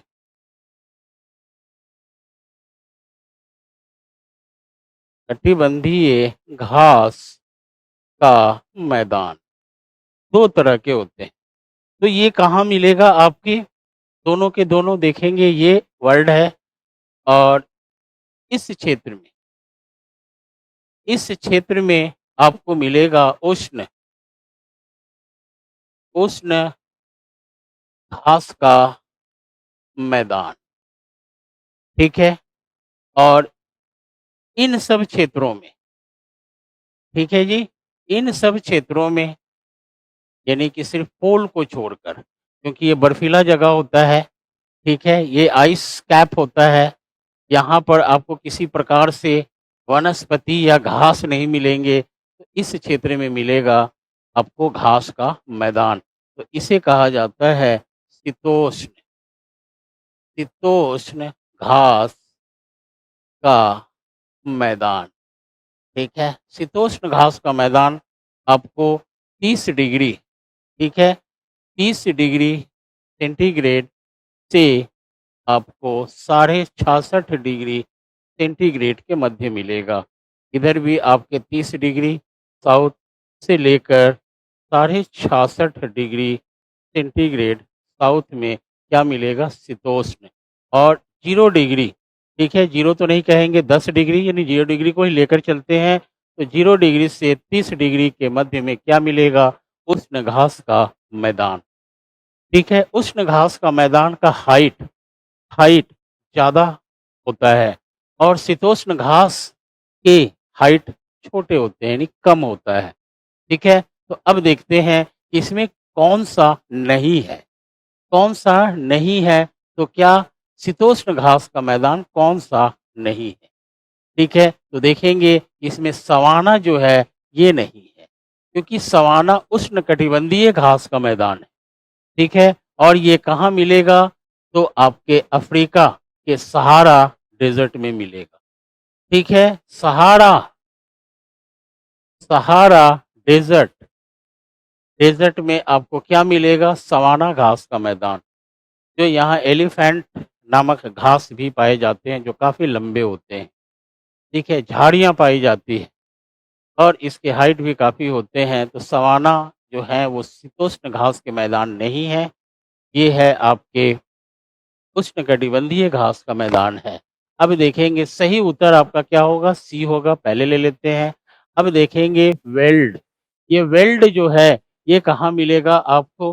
तो ये वेल्ड जो है साउथ अफ्रीका, साउथ अफ्रीका में मिलेगा। साउथ अफ्रीका के देश में वेल्ड नामक घास का मैदान होगा जो क्या है? शीतोष्ण है। वेल्ड घास का मैदान क्या है? शीतोष्ण है। और कहाँ मिलेगा? तो ये मिलेगा आपको साउथ अफ्रीका में, वेल्ड। अब आएंगे पंपास की बात करेंगे तो पंपास भी शीतोष्ण घास का मैदान है। तो ये कहाँ मिलेगा? तो अर्जेंटीना में मिलेगा। अर्जेंटीना, अर्जेंटीना यानी ये एक देश है दक्षिणी अमेरिका की, दक्षिणी अमेरिका की एक देश है अर्जेंटीना। वहाँ पर पंपास घास का मैदान मिलेगा जो एक शीतोष्ण घास का मैदान है। ये भी वेल्ड भी शीतोष्ण घास का मैदान है जो कहाँ मिलेगा? साउथ अफ्रीका में, दक्षिण अफ्रीका में। और ये सवाना जो शीतोष्ण घास का मैदान नहीं है, ये उष्ण कटिबंधीय घास का मैदान है। और ये कहाँ मिलेगा? तो सहारा मरुस्थल में, कई देशों में है, 11 देशों में फैला हुआ है ये। ठीक है जी। नेक्स्ट क्वेश्चन, इसका उत्तर होगा सी। नेक्स्ट देखते हैं, निम्नलिखित में से कौन सा शहर वर्तमान अफगानिस्तान में स्थित नहीं है। बात हो रही है अफगानिस्तान में स्थित नहीं है। ठीक है, तो अफगानिस्तान में स्थित तो आपके गजनी है, गजनी भी अफगानिस्तान में है, गंधार भी अफगानिस्तान में है, फरगाना अफगानिस्तान में नहीं है, और समरकंद भी अफगानिस्तान में नहीं है। ये दोनों के दोनों हैं कहाँ, तो उज्बेकिस्तान में है। कहाँ है ये, तो उज्बेकिस्तान। ठीक है, एशिया मध्य एशिया का एक देश है उज्बेकिस्तान। ये दोनों के दोनों कहाँ है, तो उज्बेकिस्तान में है। तो क्वेश्चन पूछा जा रहा है स्थित नहीं है कहाँ, अफगानिस्तान में, तो ये दोनों स्थित नहीं है। दैट मीन्स कि ये दोनों ही राइट है, और ये दोनों क्या है, गलत है, क्योंकि ये है अफगानिस्तान में है गजनी और गंधार, लेकिन फरगना और समरकंद नहीं है। कहाँ है, उज्बेकिस्तान में है। तो सही उत्तर 2 और 4 होगा। देखते हैं 2 और 4 किस में है, तो आपके सी में। सही उत्तर आपके 2 और 4 होंगे। 2 और 4 तो कहाँ, सी आपका सही उत्तर होगा। ठीक है जी, उज्बेकिस्तान। ये दोनों के दोनों कहाँ है, उज्बेकिस्तान में है। एक साउथ में है, एक नॉर्थ में है। उज्बेकिस्तान के को आप देख सकते हैं मैप में, एटलस में। उज्बेकिस्तान के दोनों ही शहर कहाँ स्थित है, एक नॉर्थ में है और एक साउथ में है। अब देखते हैं समुद्र तल की क्षैतिज रेखा जिसमें ऊंचाई तथा गहराई की माप होती है। ये डेटम के बारे में पूछ रहा है। ठीक है, डेटम, ये डेटम लाइन क्या होता है उसके बारे में पूछ रहा है। ये 3-3 ऑप्शन दिया हुआ है। समुद्र तल की क्षैतिज रेखा जिसमें ऊंचाई और गहराई की माप की जाती है, यहीं पर आंसर मिल गया। इसका सही उत्तर होगा आपका ए। प्राथमिक और द्वितीयक आंकड़ों का माध्य नहीं है, अंतर्राष्ट्रीय तिथि रेखा भी नहीं है। इसको कहते हैं इंटरनेशनल इंटरनेशनल डेट लाइन, इसे कहा जाता है International Date Line. International Date Line 1884 ईस्वी में निर्धारित किया गया था। ठीक है, और ये इंटरनेशनल डेट लाइन क्या है, तो 180 डिग्री है। 180 डिग्री यानी कि 0 डिग्री के ठीक ऑपोजिट वाले को कहा जाता है 180 डिग्री, और ये है इंटरनेशनल डेट लाइन, अंतर्राष्ट्रीय तिथि रेखा। ठीक है, इस रेखा के इस तरफ आने से, ठीक है, इधर क्या हो जाएगा इंटरनेशनल डेट लाइन में, इधर क्या हो जाएगा पश्चिम हो जाएगा, और इधर क्या हो जाएगा पूरब हो जाएगा। पूरब से पश्चिम आते हैं तो एक दिन देखेंगे, एक दिन क्या है कि कम हो जाता है, और पश्चिम से जब पूरब जाते हैं तो एक दिन क्या है कि बढ़ जाता है। ठीक है, यहाँ दिन का फंडा हो जाता है, एक दिन का अंतर का फंडा हो जाता है। कहाँ, तो आपके अंतर्राष्ट्रीय तिथि रेखा पर। लेकिन डेटम रेखा पूछा जा रहा है क्या है, तो समुद्र तल की क्षैतिज रेखा जिसमें ऊंचाई तथा गहराई की माप होती है, गहराई तथा ऊंचाई की माप होती है। डेटम डेटम लाइन में सही उत्तर आपका ए होगा। 23 का ए होगा। नेक्स्ट देखते हैं डेल्टा का निर्माण उन स्थानों पर होता है जहां निम्नलिखित नहीं होते। ठीक है, डेल्टा का निर्माण वही होता है जहां पर निम्नलिखित नहीं होते हैं, तो जहां पे गहरा समुद्र नहीं होता है। ठीक है, गहरा समुद्र नहीं होता है, वहीं क्या होगा डेल्टा का निर्माण होगा। सही उत्तर आपके क्या होंगे, गहरा समुद्र। जब गहरा समुद्र होता है, मान लीजिए कि ये एक स्थल है और ये है आपके गहरा समुद्र। ठीक है, अब देखेंगे कि इस स्थल से इस तरफ जा रहे हैं तो ये भी क्या है समुद्र है, ये भी क्या है समुद्र है। इसकी गहराई से क्या है कम है। ठीक है जी। अब देखते हैं कि इस क्षेत्र से, ये एक क्षेत्र है और इस क्षेत्र से हम दो नदी को दिखा रहे हैं। इस तरफ जो नदियाँ जाएगी तो यहाँ पे क्या है कि मलबा का निक्षेपण होगा। मलबा का जब निक्षेपण होगा तो ये नदी कई भागों में देखेंगे, कई भागों में विभाजित हो करके ये सागर में मिलती है और इसी को कहा जाता है डेल्टा। ठीक है, तो डेल्टा का निर्माण कम गहराई पर होगा। ठीक है, तो गहरा समुद्र में कभी भी डेल्टा नहीं बनेगा। ठीक है, तो यहाँ लिख रहा है डेल्टा का निर्माण उन स्थानों पर होता है जहाँ निम्नलिखित नहीं होते हैं। क्या नहीं होते हैं? गहरा समुद्र। तो ये हो गया गहरा समुद्र। यहाँ भी एक नदी आ रही है तो सीधे नदियाँ क्या है, नीचे की ओर गिर जा रही है। यहाँ पर किसी प्रकार का क्या है, जमाव नहीं हो रहा है, तो यहाँ डेल्टा का निर्माण नहीं होगा। इसको क्या कहेंगे? एस्चुअरी कहेंगे। इसे कहेंगे एस्चुअरी। ज्वरंध, ज्वरंध मुख का निर्माण होता है। ज्वरंध, ज्वरंध मुख का निर्माण कहाँ होता है? जब समुद्र की गहराई ज़्यादा होती है और जहाँ समुद्र की गहराई कम होती है वहीं पे डेल्टा का निर्माण होता है। ठीक है, ज्वार भट्टा जहाँ आएगा वहाँ भी डेल्टा बन सकता है। जैसे बंगाल की खाड़ी में तो ज्वार भट्टा आता है थोड़ा मोड़ा, तो क्या डेल्टा का निर्माण खूब बनता है। और चट्टान भी होगा तो कोई फर्क नहीं पड़ता है। द्वीप पर आप चट्टान कह सकते हैं, वहाँ भी डेल्टा का निर्माण हो सकता है। लेकिन गहरा समुद्र होगा वहाँ डेल्टा का निर्माण नहीं होगा। तो इसका सही उत्तर क्या होगा? सी होगा। नेक्स्ट, नेक्स्ट देखते हैं, डोवर जलसंधि जोड़ती है। डोवर जलसंधि की बात हो रही है तो विश्व में बहुत सारे क्या है, संधि हैं। डोवर स्ट्रेट की बात हो रही है। डोवर जल संधि को इंग्लिश में स्ट्रेट कहा जाता है, डोवर जल संधि। तो डोवर जल संधि इसमें कहाँ है, ये देख लेते हैं। ये है इंग्लिश चैनल एवं उत्तरी सागर, ये सही उत्तर होगा।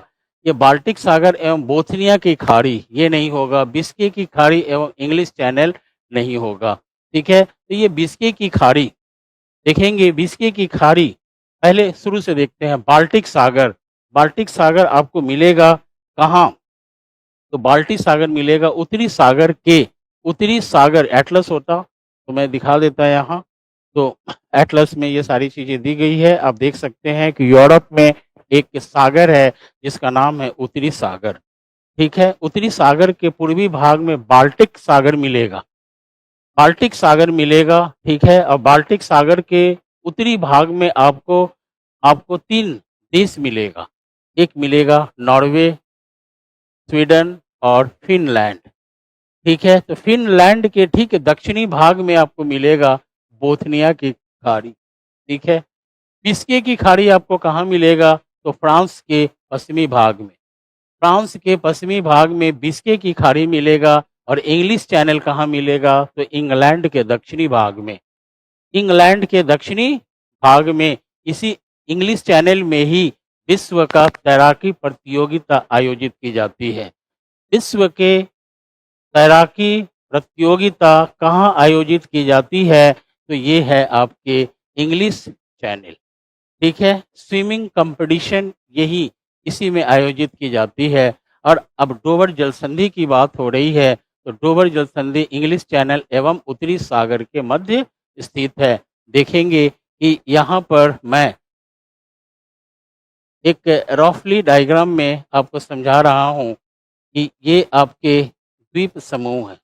ठीक है, और ये आपके क्या है? तो इंग्लैंड है, ये इंग्लैंड है। और इस तरफ में, इस तरफ में देखेंगे एक और देश है, ये एक और देश है और इस देश को कहेंगे फ्रांस। ठीक है जी, फ्रांस। और इधर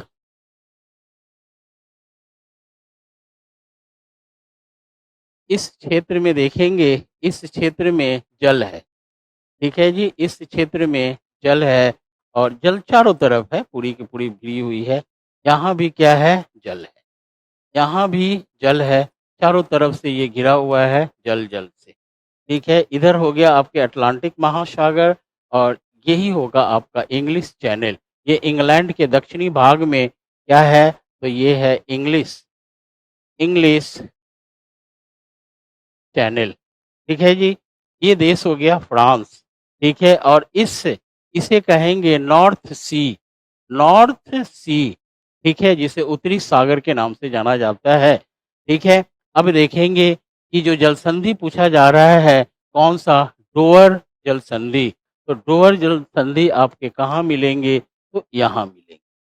ठीक है, ये है आपके डोवर जल संधि जो जो इंग्लिश चैनल एवं उत्तरी सागर को अलग करती है या जोड़ती है, कह सकते हैं जोड़ती है। तो अलग किसको किसको कर रही है, तो इंग्लैंड और फ्रांस को। ठीक है, डोवर, ये देखेंगे डोवर जल संधि, डोवर जल संधि किस किस किस देश को अलग कर रही है, तो ये हो जाएगा आपका इंग्लैंड और फ्रांस। फ्रांस देश को क्या कर रही है, अलग कर रही है। और जोड़ किसको रही है, तो उत्तरी सागर और इंग्लिश चैनल को जोड़ रही है। इसी को कहा गया है डोवर जल संधि। इसी को कहा गया है डोवर जल संधि। से कहा गया है डोवर जल संधि, डोवर जल। ठीक है, ये देश क्या है, फ्रांस है, ये पुर्तगाल है और ये स्पेन है। ये देश आपके क्या है, स्पेन है, और ये देश क्या है, पुर्तगाल है, और ये फ्रांस है। ठीक है, और इधर आएंगे तो स्विट्जरलैंड मिलेगा। एटलस आप देख सकते हैं, सारे के सारे चीज़ें वहाँ आपको मिल जाएगी। ठीक है, कोई दिक्कत, आवाज़ें मेरी आप लोगों तक पहुँच रही है?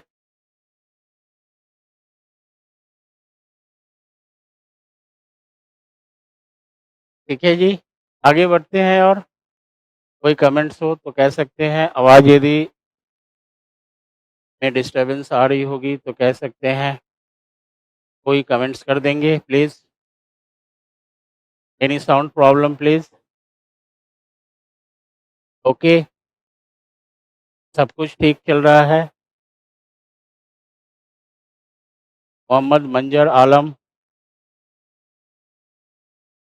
सब कुछ ठीक है, साउंड आ रही है।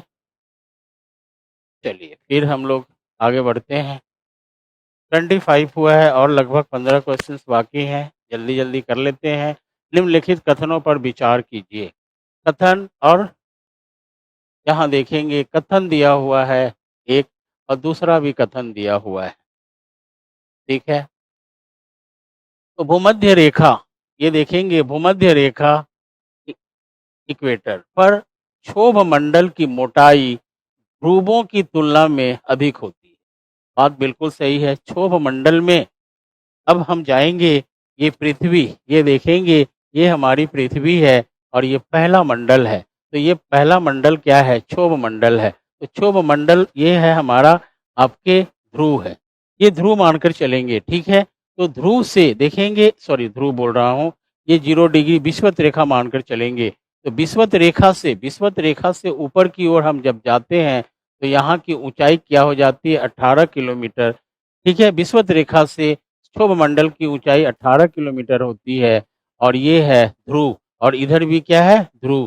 तो ध्रुवों की तरफ इसकी ऊंचाई क्या होती है, 8 किलोमीटर, और विषुवत रेखा से इसकी ऊंचाई क्या होती है, 18 किलोमीटर। यदि इसकी औसत ऊंचाई देखा जाए तो कितना होता है, 13 किलोमीटर। 13 किलोमीटर क्या होता है, औसत ऊंचाई।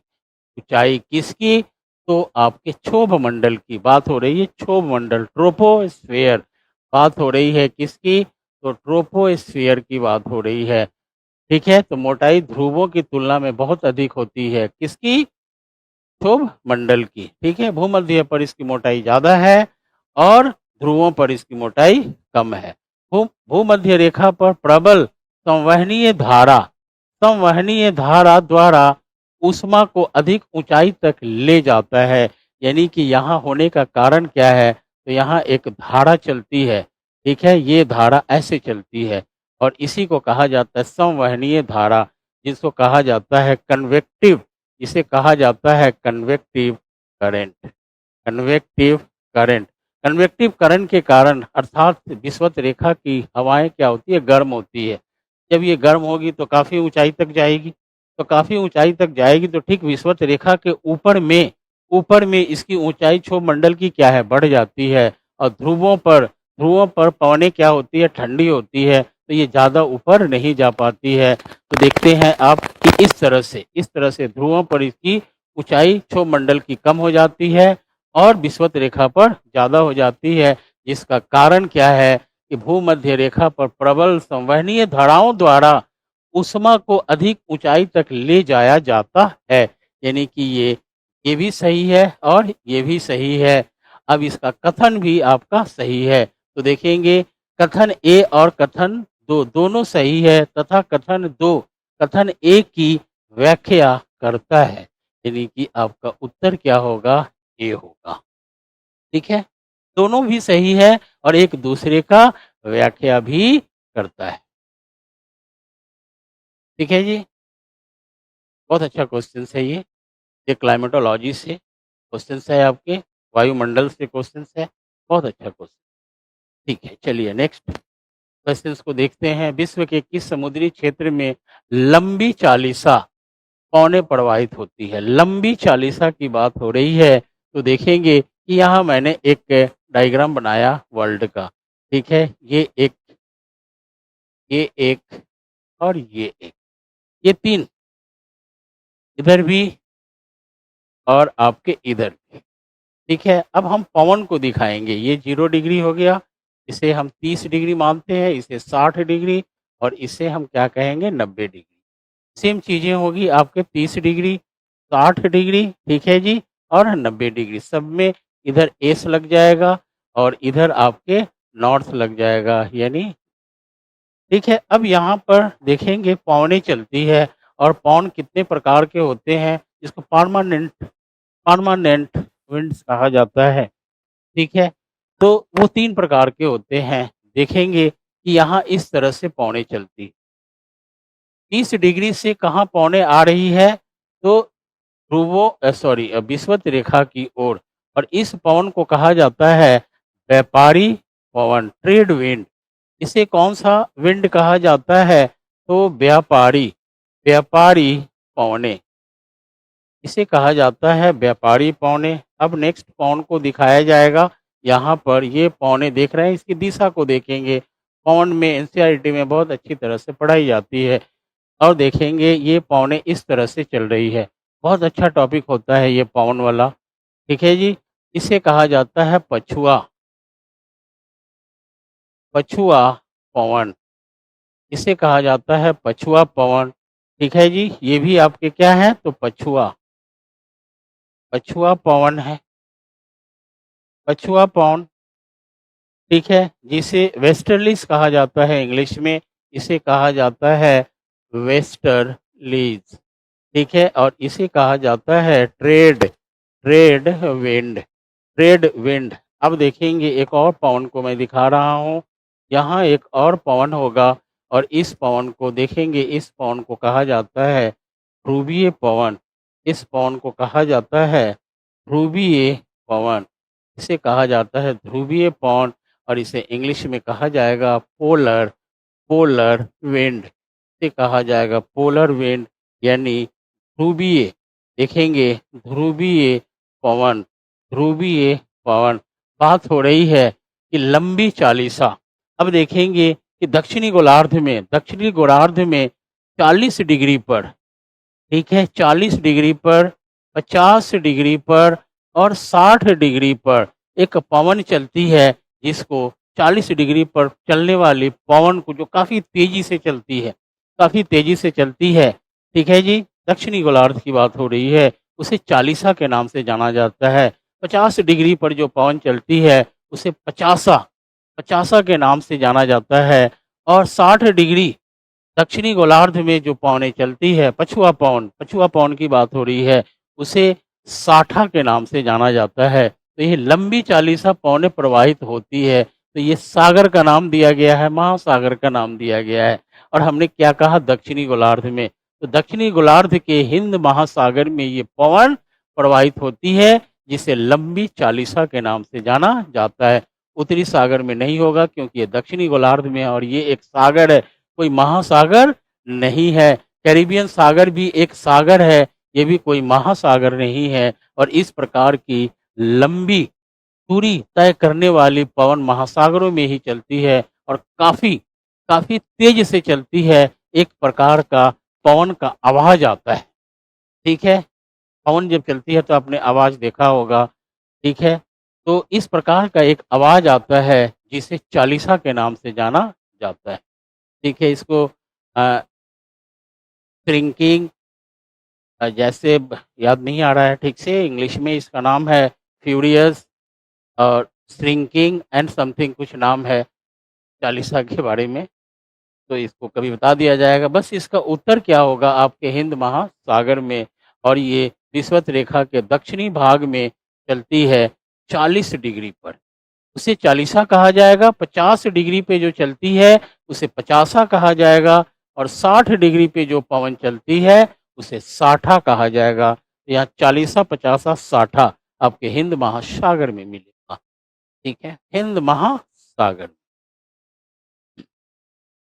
चलिए, यहाँ जो आंसर दिया हुआ है उसके बारे में बताया जा रहा है, ठीक है? यानी कि दक्षिणी गोलार्ध में ये पौने चलती है, और ये दोनों के दोनों आपके उत्तरी गोलार्ध में। एटलस में देख सकते हैं, मैपिंग क्लास में कराई जाती है ये चीज़ें। तो इसका उत्तर होगा बी। नेक्स्ट में हम लोग आते हैं, भूमध्य रेखा के दोनों ओर 5 से 8 डिग्री, दोनों ओर की बात हो रही है, 5 से 8 डिग्री अक्षांश तक के क्षेत्रों में वर्ष भर वर्षा होता है, ठीक है? ये वर्ष भर वर्षा होता है। पहला कथन, जो भूमध्य रेखा के 5 से 8 डिग्री अक्षांश तक के क्षेत्रों में वर्ष भर वर्षा होता है, ये बिल्कुल सही है। कारण देखते हैं, उच्च तापमान तथा उच्च आर्द्रता के कारण भूमध्य रेखा के निकट अधिकतर अधिकतर दोपहर को संवहनीय वर्षा होती है। ये भी बिल्कुल क्या है, सही है, ये भी सही है। नीचे दिए गए कूट का प्रयोग कर सही उत्तर देंगे, तो सही उत्तर इसका क्या होगा कि दोनों सही है, और आर ए का सही व्याख्या करता है। तो इसमें आंसर क्या दिया हुआ है, ए आर दोनों सही है, आर ए का सही स्पष्टीकरण है, यानी उत्तर होगा आपके ए। कैसे होगा ये देखेंगे, ये है हमारा वर्ल्ड। वर्ल्ड में देखेंगे कि बीचों बीच खींची गई एक रेखा है, और इसे विषुवत रेखा कहते हैं, ठीक है? विषुवत रेखा कहते हैं, और विषुवत रेखा के 10 डिग्री, ठीक है? 10 डिग्री की बात मैक्सिमम कर रहे हैं। ये है 10 डिग्री और ये है 10 डिग्री, दोनों गोलार्धों में, और इस क्षेत्र को कहा जाता है शांत पेटी, और इसे इंग्लिश में कहा जाता है डोल ड्रम, ठीक है? डोल ड्रम इसे कहा जाता है शांत शांत पेटी। इसी क्षेत्र में संवहनीय वर्षा होता है। संवहनीय वर्षा का मतलब होता है कि इधर से और इधर से पवनें चल रही है, ठीक है? और ये पवनें क्या है, तो गर्म है, और ये भी पवनें क्या है, तो गर्म है, और अपने साथ ये आर्द्रता को लेकर आ रही है, और यहाँ अधिक तापमान होने के कारण यहाँ यहाँ क्या है, निम्न वायु दाब है। तो निम्न वायु दाब की तरफ ये हाई प्रेशर है, ठीक है? इधर भी क्या है, हाई प्रेशर है, और यहाँ क्या है, लो प्रेशर है। इसे क्या कहे जाएंगे, लो प्रेशर। अब ये हवाएं आकर यहाँ टकराती है और ऊपर की ओर जाती है, ठीक है? ऊपर की ओर जा कर के ये बादल का निर्माण करती है, और यहाँ पर क्या होता है, वर्षा होता है। इसी वर्षा को कहा जाता है वहनीय वर्षा। वहनीय वर्षा, कन कन्वेक्शनल कन्वेक्शनल रेन इसे कहा जाता है, कन्वेक्शनल रेन, ठीक है? तो कन्वेक्शनल रेन के कारण ही क्या होता है कि यहाँ वर्षा होता है। बहुत ज़्यादा वर्षा कहाँ होता है, तो आपके डोलड्रम एरिया में, और प्रतिदिन इस क्षेत्र में दोपहर 2 से 4 बजे, दोपहर 2 से 4 बजे प्रतिदिन इस क्षेत्र में वर्षा होना निश्चित है। अधिक वाष्पीकरण के कारण ही इस क्षेत्र में प्रतिदिन वर्षा होता है, इसीलिए इस क्षेत्र का वनस्पति हमेशा हरे भरे रहते हैं, सदाबहार रहता है, एवरग्रीन फॉरेस्ट पाए जाते हैं। कहाँ, तो डोलड्रम अर्थात शांत पेटी में। तो इसका उत्तर क्या होगा, ए होगा। नेक्स्ट क्वेश्चन देखते हैं, पॉडजल क्या है, ठीक है? पॉडजल पॉडजल क्या है, तो ये एक प्रकार का मिट्टी होता है पॉडजल, जो कोनधारी वन प्रदेशों में पाई जाती है। कोनधारी वन प्रदेशों में पाई जाने वाली मृदा को क्या कहा जाता है, पोडजॉल। पोर्टजॉल ये शुष्क प्रदेशों में जो मृदा होगी वो डेजर्ट सॉइल होगा। ठीक है, अत्यधिक उर्वरर जलोढ़ मृदा होगा जिसे एलुवियल कहा जाएगा, इसे एलुवियल सॉइल कहा जाता है। ठीक है, जो ज़्यादा क्या होगा आपके उर्वरर होगा, फर्टाइल होगा। शुष्क प्रदेश में जो मृदा होगा उसे क्या कहेंगे, डेजर्ट सॉइल, डेजर्ट सॉइल।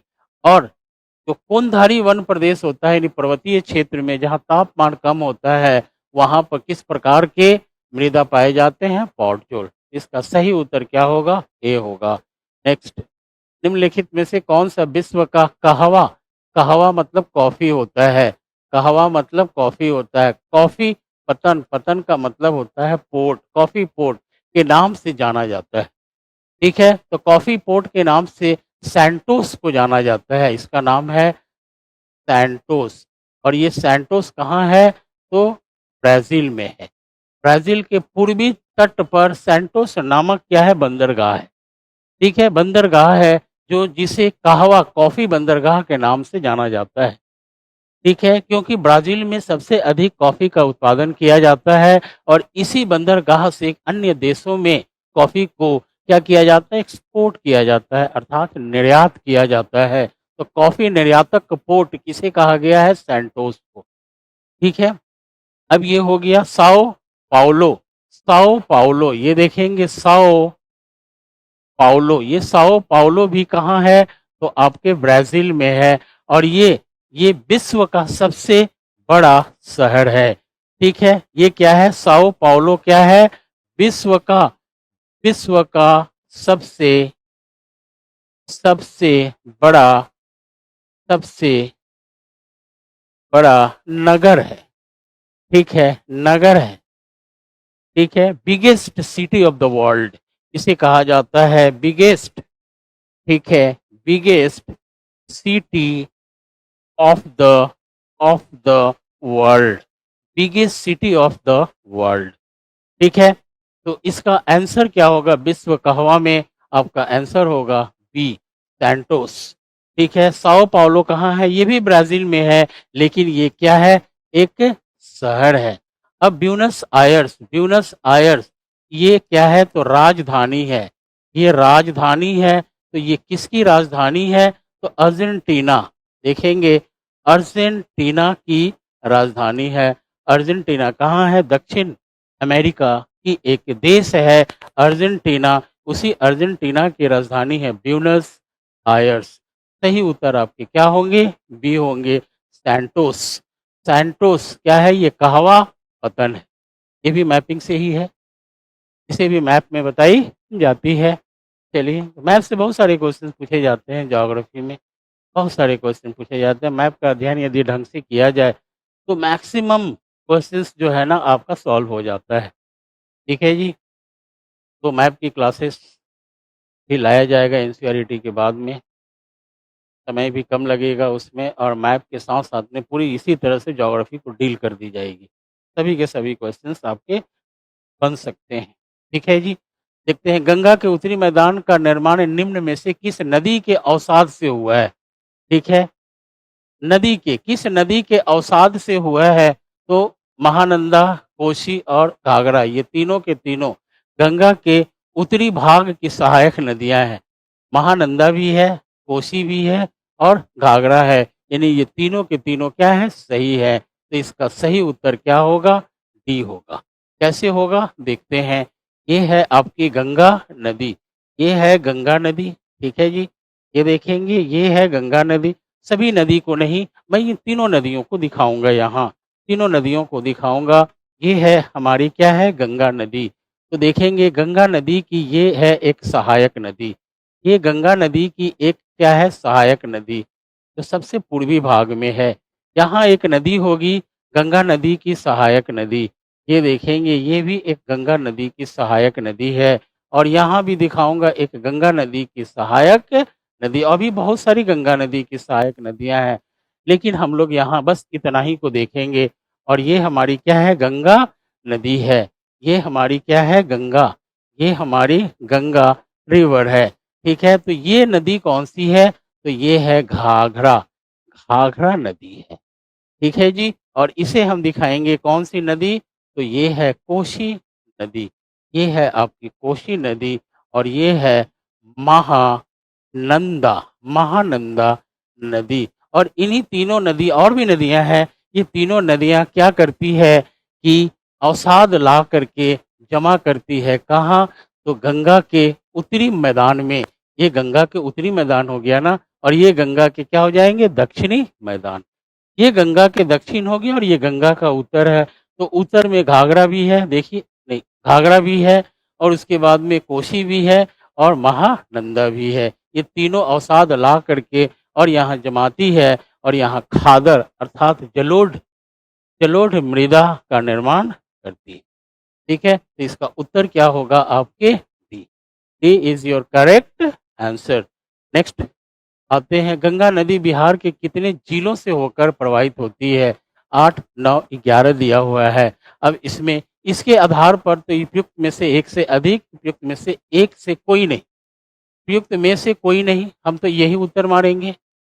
उपयुक्त में से कोई नहीं क्योंकि बिहार के 12 जिलों से होकर गुजरती है। 12 ऑप्शन नहीं है, आप ही देख लीजिए क्या होना चाहिए, है ना? 12 जिलों से होकर गुजरती है क्या?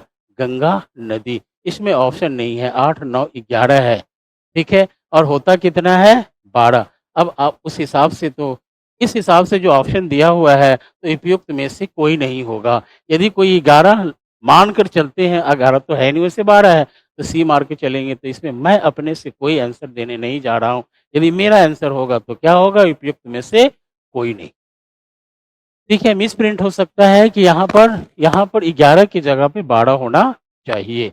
यहाँ पे क्या होना चाहिए? 12 होना चाहिए। यदि 12 होगा तो आंसर सी होगा। ठीक है जी, 12 जिलों से होकर गुजरती है। नेक्स्ट देखेंगे, वन रिपोर्ट 2023 के अनुसार बिहार में वन क्षेत्र कितने प्रतिशत है? तो यहाँ दिया हुआ आंसर 8, लेकिन है कितना? 7.76% है। ठीक है, अभी के आंकड़े में क्या है? 7.76, तो 8.00 चल सकता है। तो आंसर आपके क्या होंगे? सी हो। ठीक है, 7.76 है एट प्रेजेंट। ठीक है जी, तो आंसर आपके 8.00 चल सकते हैं, नजदीक में है। ठीक है जी, नेक्स्ट नेक्स्ट देखते हैं, निम्न में से कौन सी फसल रबी के अंतर्गत नहीं आता है? तो आप जानते हैं कि मटर मटर और क्या है? सरसों, ये क्या है? तो रबी फसल है। ये क्या है? रबी फसल है। ये दोनों के दोनों क्या है? रबी फसल है। तो अंतर्गत नहीं, अब पूछा जा रहा है रबी अंतर्गत नहीं आता है, तो क्या नहीं आता है? तो मूंग, मूंग नहीं आता है। ठीक है जी, ये दोनों के दोनों रबी है और नहीं आता है तो मूंग है। मटर भी रबी फसल है, सरसों भी रबी फसल है, तो मूंग क्या है ना? जब रबी फसल नहीं है तो क्या ये खरीफ फसल है? नहीं, इसे हम किस में रखेंगे? तो जायद, इसे रखेंगे जायद फसल में। ठीक है, ये खरीफ फसल भी नहीं है मूंग। ठीक है, खरीफ फसल में जल की उपलब्धता ज़्यादा होती है और जायद में जल मिले तो भी ठीक है, नहीं मिले तो भी ठीक है, उसे कहा जाता है जायद फसल में आता है मूंग। तो ये रबी फसल में नहीं है। निम्नलिखित में कौन सा फसल रबी के अंतर्गत नहीं आते? तो मूंग, बस कहानी खत्म। यहाँ इजी है। बेरिलियम बिहार के किस जिले में पाया जाता है? बात हो रही है बेरिलियम, तो बेरिलियम अब बिहार के किस जिले में पाया जाता है? तो ये आपके जमुई में सबसे ज़्यादा बेरिलियम पाया जाता है। ठीक है,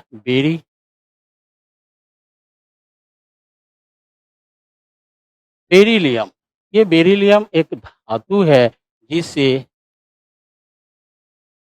एरोस्पेस प्लस इलेक्ट्रॉनिक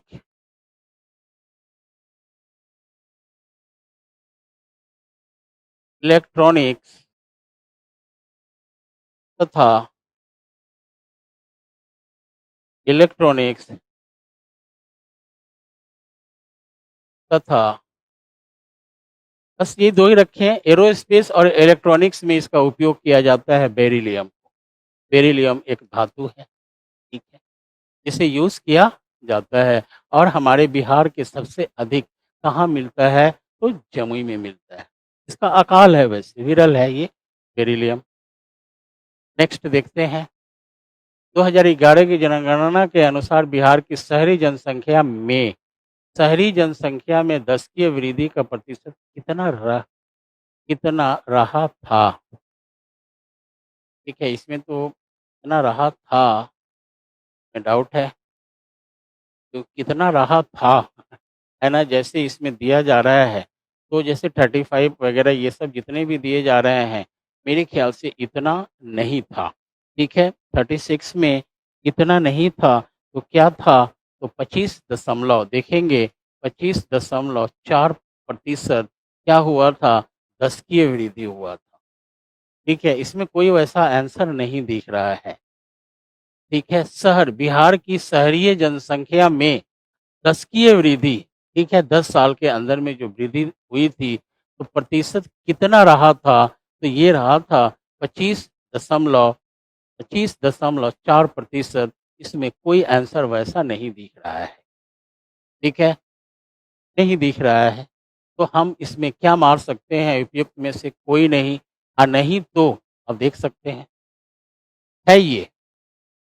तो इसके आधार पर उत्तर क्या होगा? उपयुक्त में से कोई नहीं, लेकिन ना ही ये सी, बी, ए हमारे हिसाब से हो रहा है। सबसे कम तो यहाँ दिख रहा है, तो बहुत ही ज़्यादा का फ़र्क पड़ जा रहा है ना। 25.4 दशमलव का ही वृद्धि हुआ था। ठीक है जी।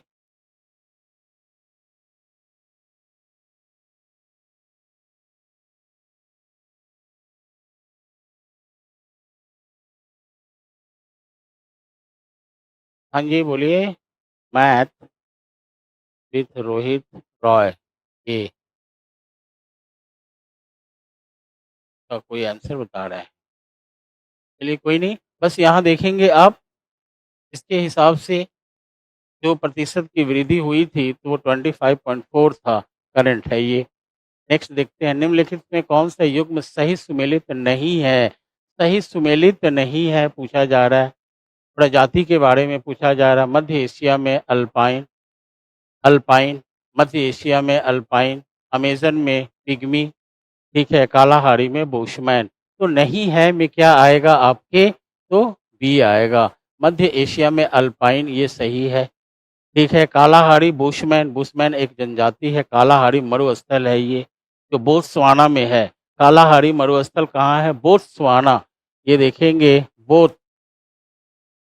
बोत्सवाना में है कालाहारी मरुस्थल, जहाँ बुशमैन जनजाति रहती है, और यह विश्व की सबसे खतरनाक जनजाति होती है। ये मानवभक्षी होते हैं, ठीक है, मानवभक्षी होते हैं। कालाहारी डेजर्ट, कालाहारी मरुस्थल में ही निवास करती है, जहाँ पे शुतुरमुर्ग, ऑस्ट्रिच पक्षी पाई जाती है कालाहारी डेजर्ट में। तो ये बिल्कुल सही है, ठीक है। मध्य एशिया में अल्पाइन प्रजाति रहती है, ये भी सही है, लेकिन अमेजन बेसिन में पिग्मी नहीं रहती है, ठीक है, पिग्मी नहीं रहती है। तो अमेजन बेसिन में कौन सी जनजाति रहती है? तो उसका नाम है बोड़ा जनजाति, बोड़ा जनजाति। तो फिर पिग्मी कहाँ रहती है? तो ये रहती है कॉन्गो बेसिन में, कॉन्गो बेसिन में, कॉन्गो या जायरे बेसिन में, यानी अफ्रीका में। ये है कहाँ? तो आपके अफ्रीका में है।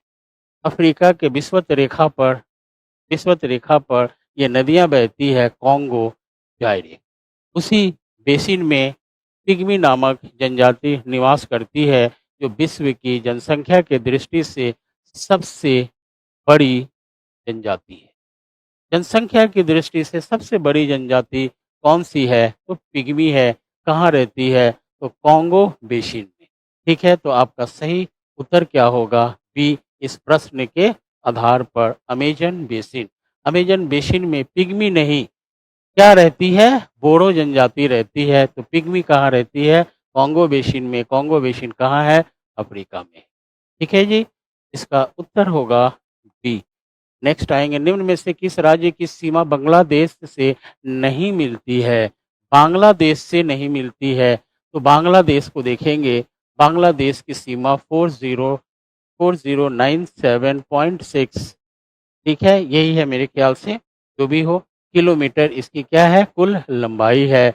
और इससे 5 राज्य यानी 5 राज्य, भारत के 5 राज्य टच करते हैं, तो कौन-कौन से हैं? तो West Bengal, 1 number West Bengal, ठीक है जी। दूसरा होगा आपके असम, ठीक है। तीसरा देखेंगे, तीसरा इसके साथ में कौन होगा आपके? तो मेघालय, मेघालय होगा। और फिर क्या होगा? त्रिपुरा होगा, चौथा त्रिपुरा होगा और पाँचवा क्या होगा? मिज़ोरम होगा। ये 5 राज्य जो है किससे टच करती है? बांग्लादेश से। तो इसमें देख लेते हैं कौन-कौन से नहीं मिलती है। नहीं मिलती है तो मेघालय है, त्रिपुरा है। आप देख रहे हैं ना, मेघालय है, त्रिपुरा है ऑप्शन में, तो ये दोनों तो मिलती है। नहीं मिलने वाली कौन-सी है? मणिपुर, यानी कि मणिपुर इसमें नहीं दर्शाया गया है। मिज़ोरम है, त्रिपुरा है, मेघालय है, असम है एंड वेस्ट बंगाल है। सही उत्तर क्या होगा? मणिपुर। 38 का मणिपुर होगा। ठीक है जी। राम सेतु प्रारंभ होती है धनुषकोडी, ये है आपके धनुषकोडी, मंडपम एंड पंबम, पंबम। देखेंगे ये राम सेतु प्रारंभ होता है।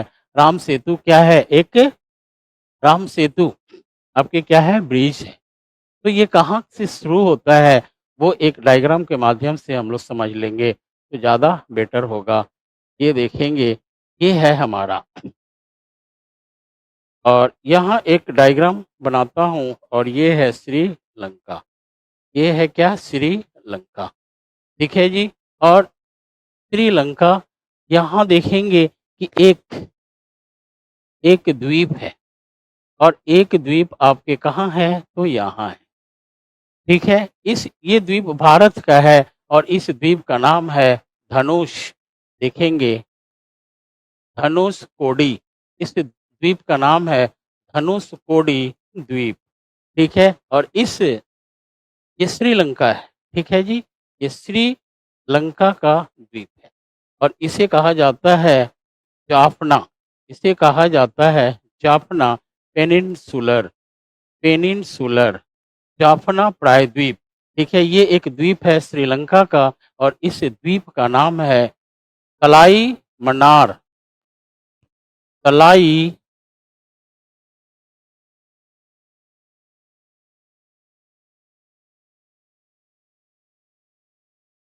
तलाई मन्नार द्वीप, ठीक है जी। तलाई मन्नार द्वीप, ठीक है। अब यहाँ पर एक सेतु का निर्माण किया गया है जिसको राम सेतु कहा जाता है और यही है आपके राम, ये क्या है? आपके राम, राम सेतु, ठीक है। राम सेतु का निर्माण वानरों द्वारा किया गया था। वो हनुमान जी और राम जी, वो सतयुग में किया गया था। राम सेतु प्रारंभ होता है तो कहाँ से? धनुषकोडी द्वीप से श्रीलंका के तलाई मन्नार द्वीप तक बना हुआ है राम सेतु। और इसकी कुल लंबाई कितनी है? तो 35 किलोमीटर है। कुल लंबाई कितनी है? 35 किलोमीटर है। भारत के धनुषकोडी अर्थात तमिलनाडु में है। तमिलनाडु से आप चलेंगे तो पहला द्वीप मिलेगा धनुषकोडी और वहाँ से ये एक ब्रिज मिलेगा, राम सेतु ब्रिज मिलेगा और ये जाकर कहाँ खत्म होता है? तो तलाई मन्नार द्वीप में। और तलाई मन्नार द्वीप कहाँ है? तो श्रीलंका में है। इस क्या बोलेंगे, ब्रिज का कुल लंबाई कितनी है? 35 किलोमीटर है। इसका सही उत्तर क्या होगा?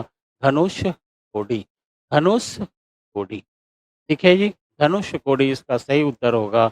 आगे बढ़ते हैं, एक और बच जाता है, ठीक है जी। सबसे बढ़िया कोककारी कोयला प्राप्त किया जाता है। बात हो रही है कोककारी कोयला की, तो कोककारी कोयला क्या होता है इसे देख लेते हैं, ठीक है। ये नवेली है, ये नवेली है। तो नवेली आपके कहाँ होंगे? तो ये तमिलनाडु में है।